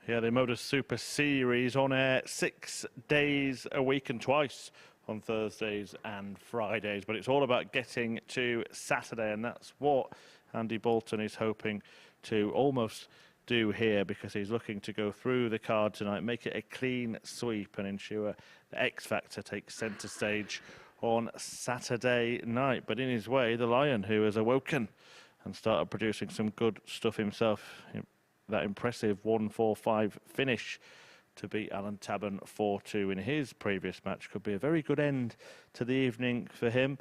The last match of the night then is about to get underway, and to talk you through it, Henry Deacon and Glenn Durrant still haven't started fighting with each other yet. Never. Not my style. What I would say, the fight needs to come from Ryan Palmer right now, because he has an opportunity from a stinker of a start to really get himself into this group. And the one thing I would say, Henry, the worst games that Andy Boulton has played all week has been his final game of the day. That gives any hope or expectation for Ryan Palmer, who has just produced his best game. And for him to go away with 4 points would be a big achievement after them first 2 games. Well, yesterday there was a 12-point dip from Andy Boulton's first game to Andy Boulton's last. However, he has this confidence of being the man that no matter what happens in this game, he is going to be the table topper overnight. So his objective will be, if he can get himself onto 8 points, he gives himself a cushion over the rest of the competition at the halfway point. That is the incentive for him here. He could effectively rubber stamp his name into Saturday night's final after night 1. Of course, it wouldn't be a mathematical certainty, but you'd get the sense that something quite bizarre would have to happen on the second night's worth of action, when you consider the form he's in, to drop out of those top 3 places. And I'm just thinking he's only played 4 games tonight as well, hasn't he? Where it's been his 5th game of the day where he's really struggled. And I mean, 100. He's sure there, exactly there. He's showing people that physically he's managing it well. I'm going to try and get a chat with him, or I'm hoping if Henry gets an interview with him before Saturday night, we can. Is all this moving to the neck just managing it, or is he actually in pain? Is he struggling? Because he's been absolutely brilliant. Like I said, I apologised on Monday morning because the guy who's thrown the 140 there is my tip to lift that 5,000 prize on Saturday night. I'm sure Gary Stone will be saying, "Excuse me, Glenn, excuse me." And I think 1 or 2 others as well. I think there's been, still think Scott Walters has a part to play on Saturday night. And Mike Norton, how good was he today? Very impressive. Group C will be the focus tomorrow morning from 9:30 here on Sporty Stuff TV and the MODUS Super Series YouTube channel. But we're very much eyes fixed to this final salvo from Group B as Boulton needs himself on 1-2-1 after 9 against the darts to take this opening leg. Down he goes for treble 17. Which would have given him a dart at the bull, but he's going to leave himself set fair again after 12 darts. 120. This would be a big statement from Ryan Palmer. And again, I'm being hypercritical because he's going to set it up nicely. But just drifting into them 5s, you've just got to give yourself opportunities. He's been very, very aggressive with that first dart. And I'd just like to see players just go above that treble. Give it the opportunity to drop it in like that. That's a perfect position. It's 1 dart, a double 16. 52. Rania O'Connor, 32. Not this time. Hope for Ryan Palmer.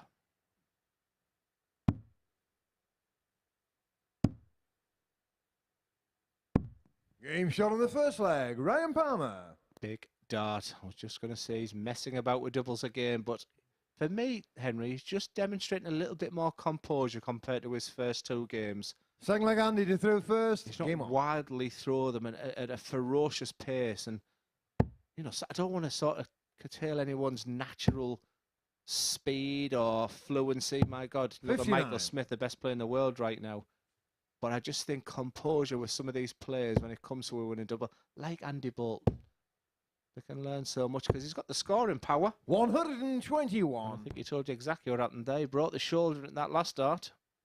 Is what you're saying is you don't want to stop the pace, but maybe in the heat of a big moment is making sure that there's not a rush to 114. release the dart. Is that kind of where you're coming from? In my coaching sessions, I call it the Rob Cross effect.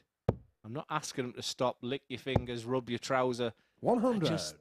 Every time I watched Ryan Palmer early doors, he was just rushing. And just sometimes you just need to assess the situation and then pop. 132. Whilst you've got the chance, huge thanks to Paul Hinks, who will be departing the scene following this game. Gavin Roderick is going to take over Andy officiating O'Carr, duties 170. tomorrow as Boulton goes for the big fish.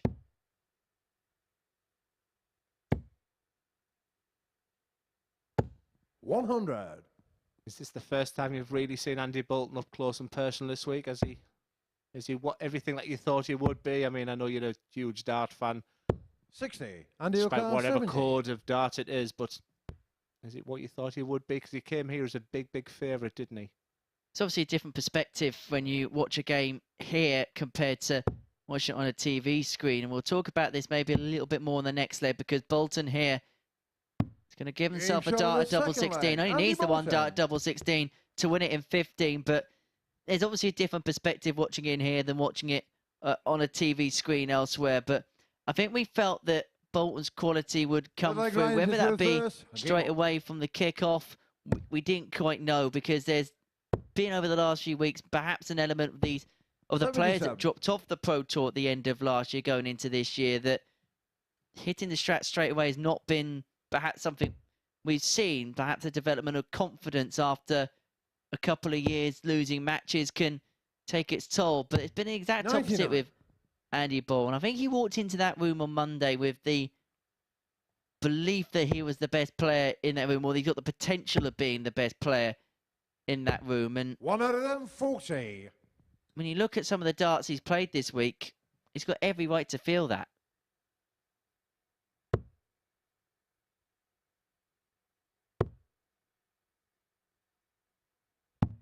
$59.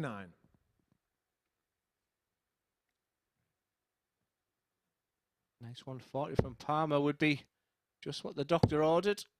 He's looking good. He's looking fresh. 140. No sign of any real weakness right now, and he's saving his best as it's going along. Ryan Palmer is getting better. I figured after the second game that he would be swallowed up a little bit in this tough group. 100. Randy O'Carr, He's in a 144. good position for this leg and only 2 legs away to be sat in a very decent position tomorrow.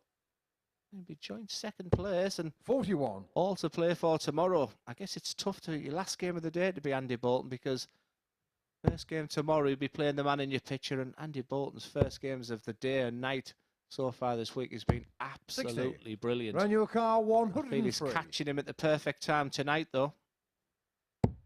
Is it a case of night and day? No, Palmer- no 79. Cavonia. Well, Palmer knew he was going to be back, and he sets himself up with a trip to double 12 upon his return to the hockey. Boulton can only apply pressure, which he is going to. 140. Leaves himself on 43. And so Palmer here, double 12. Did you see the pace he did Game that shot on though? the third But leg. it didn't Ryan off-put Palmer. Ryan Palmer. What Andy Boulton's good at, Henry, is just dictating the pace. He just eased off. I'm going to make Ryan think. I'll let you think of this double 12.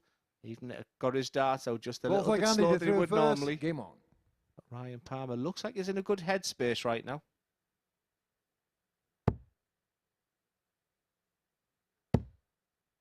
Leading 2-1. 100. Halfway towards the victory post in our final game of the evening here at the Super Series. And he looks as if he's beginning to kick on. 100.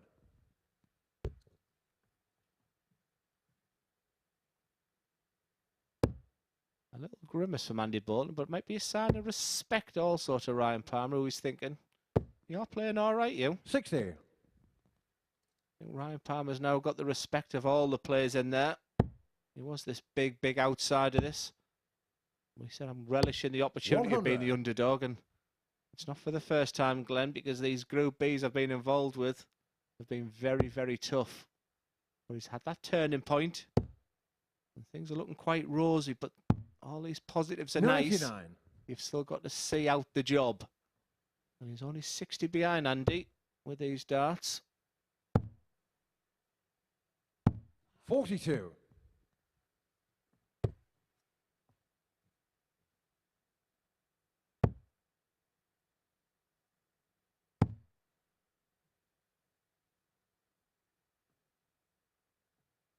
Just dictating the pace. 97. Left 59. Andy O'Carr, 145. So it is Boulton who is first to a finish here. He's going to get 6 from here to level this game up at 2 apiece. 59. The big thing between me and Andy is I use the bullseye a lot more than he does that. I like the bullseye in that last dart, just to leave the 2-dart combination, especially with Ryan way back on 200, and you feel a 140 is a must.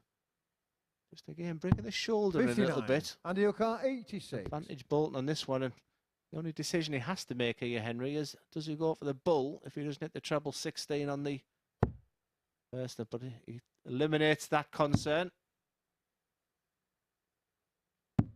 54. Wasn't a great mark of that first one, and Daniel he didn't Carr, move across the hockey to 141. widen the bed. These are the types of opportunities, albeit an outside one for Ryan Palmer, but not on this occasion. And so Boulton will 105. return for the 32 to Andy level us O'Carr, up at 32.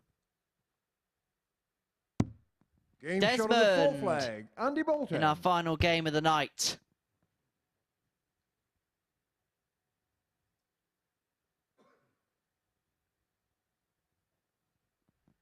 Fifth leg, Ryan to throw first. Game on. How much will the impact be that Ryan has the dart in this match? Because that's a nice 85. type of start, but just a little bit sloppy there with that 5. And 85 is not a great, doesn't figure Andy Boulton. 100. And you can just see they felt that was an opportunity because he has to break Ryan Palmer to win this game. There's Ryan Palmer's best dart there. 100. That's a serious follow through, and watch his hands as he goes along there. I'm surprised he hasn't had problems with his elbow over the years. Whereas Andy's follow through, his hand nearly touches 84. the floor. Have a little look at the side view here of Ryan. You see the total extension of that arm. 43.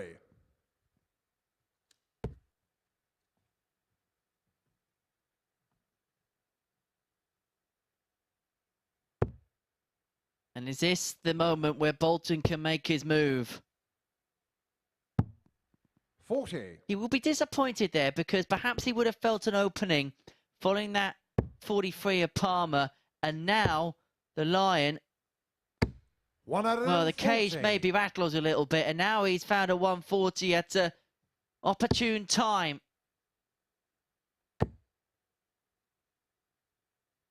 Second 100. dart meant something Daniel there. Carr, 133. Well, for Palmer, 133 for treble 19. 54 left. 93. Job done for Palmer. Can he execute the double? Because Andy Boulton can't finish on 177, but he can put some pressure on it. 100. Pressure Daniel he Carr, does. 40. But these are the types of opportunities, the hours and hours you practice, the hours of playing local league, Super League, county. For these types of moments, composure 20. Andy O'Carr, is 77. not up to the job. Andy Boulton is far, far from his best, and Ryan Palmer has to jump on them opportunities. It's 2 darts, a double 10. He has that killer instinct. Game shot on the 5th leg. Double Andy 5. Boulton. I absolutely kills off Ryan Palmer in a leg he really should have won there. You can see the incredible disappointment on Ryan's face. Still 6th there leg, to be Andy won. to throw first. Andy Game Boulton's on. far, far from his best right now, but Andy Boulton's dart in this last leg.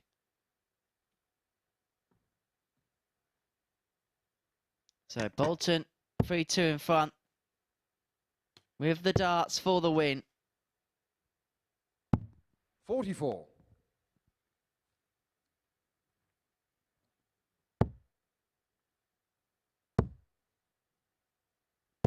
$55.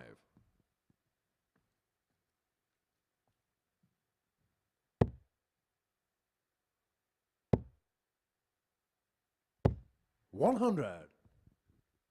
So ton for Boulton, just steadying his way down. 60. Mind you, we are back at 9:30 in the morning for the conclusion 99. of Group C, where it is Mike Norton leading the way, the pubmakers outsider to go on and win the group. 140. Whoever had that in their accumulator has done very well indeed.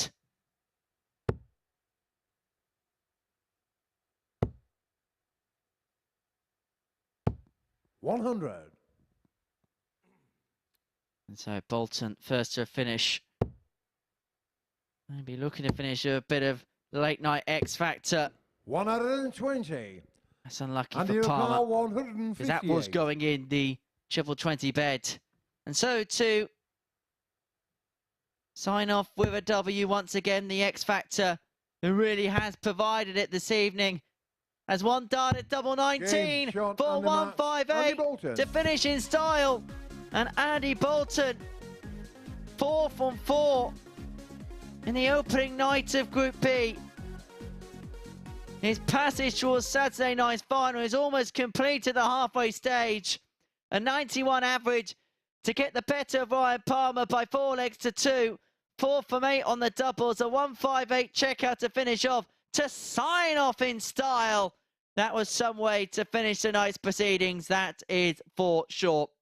Well, just one final thing to do now, and that is to get the thoughts and reflections of Glenn Durrant. He's upstairs having a chat with Chris Murphy. Thank you very much, Henry. Yes, Glenn. Great performance from Andy Boulton. You kind of said it at the start of the week, and he's really lived up to your billing tonight. Yes, he was absolutely fantastic early doors. I think there was opportunities there for Ryan Palmer. A 2-2, 3 darts at 40. Yeah, he might look back on that, but there was just a couple of opportunities. But he is the class act. He's a phenomenal player, Andy Boulton. My only concern is he's sort of dipping at the end of the days, end of the nights, and that's my only concern for Andy Boulton, lifting that title on Saturday night. Yeah, managed to lift the dip with that brilliant 158 checkout in the end there. Let's have a look at the league table as it will stand overnight. Looking very good for Boulton, but nobody out of the race. Ryan Palmer turned it on, didn't he? Harry Ward, though, once again finds himself with a slow start to a group. Absolutely, yeah. I think he'd be super frustrated. And I think Ryan Palmer just sort of lacked a little bit of belief, a little bit of composure. Alan Tabern flattered to deceive. Scott Walters, for me, looks like the quality in that 4, but all to play for tomorrow. But the shining star is right at the top. Start of the night, I asked you one person to go through. Now I'm going to ask you for all 3.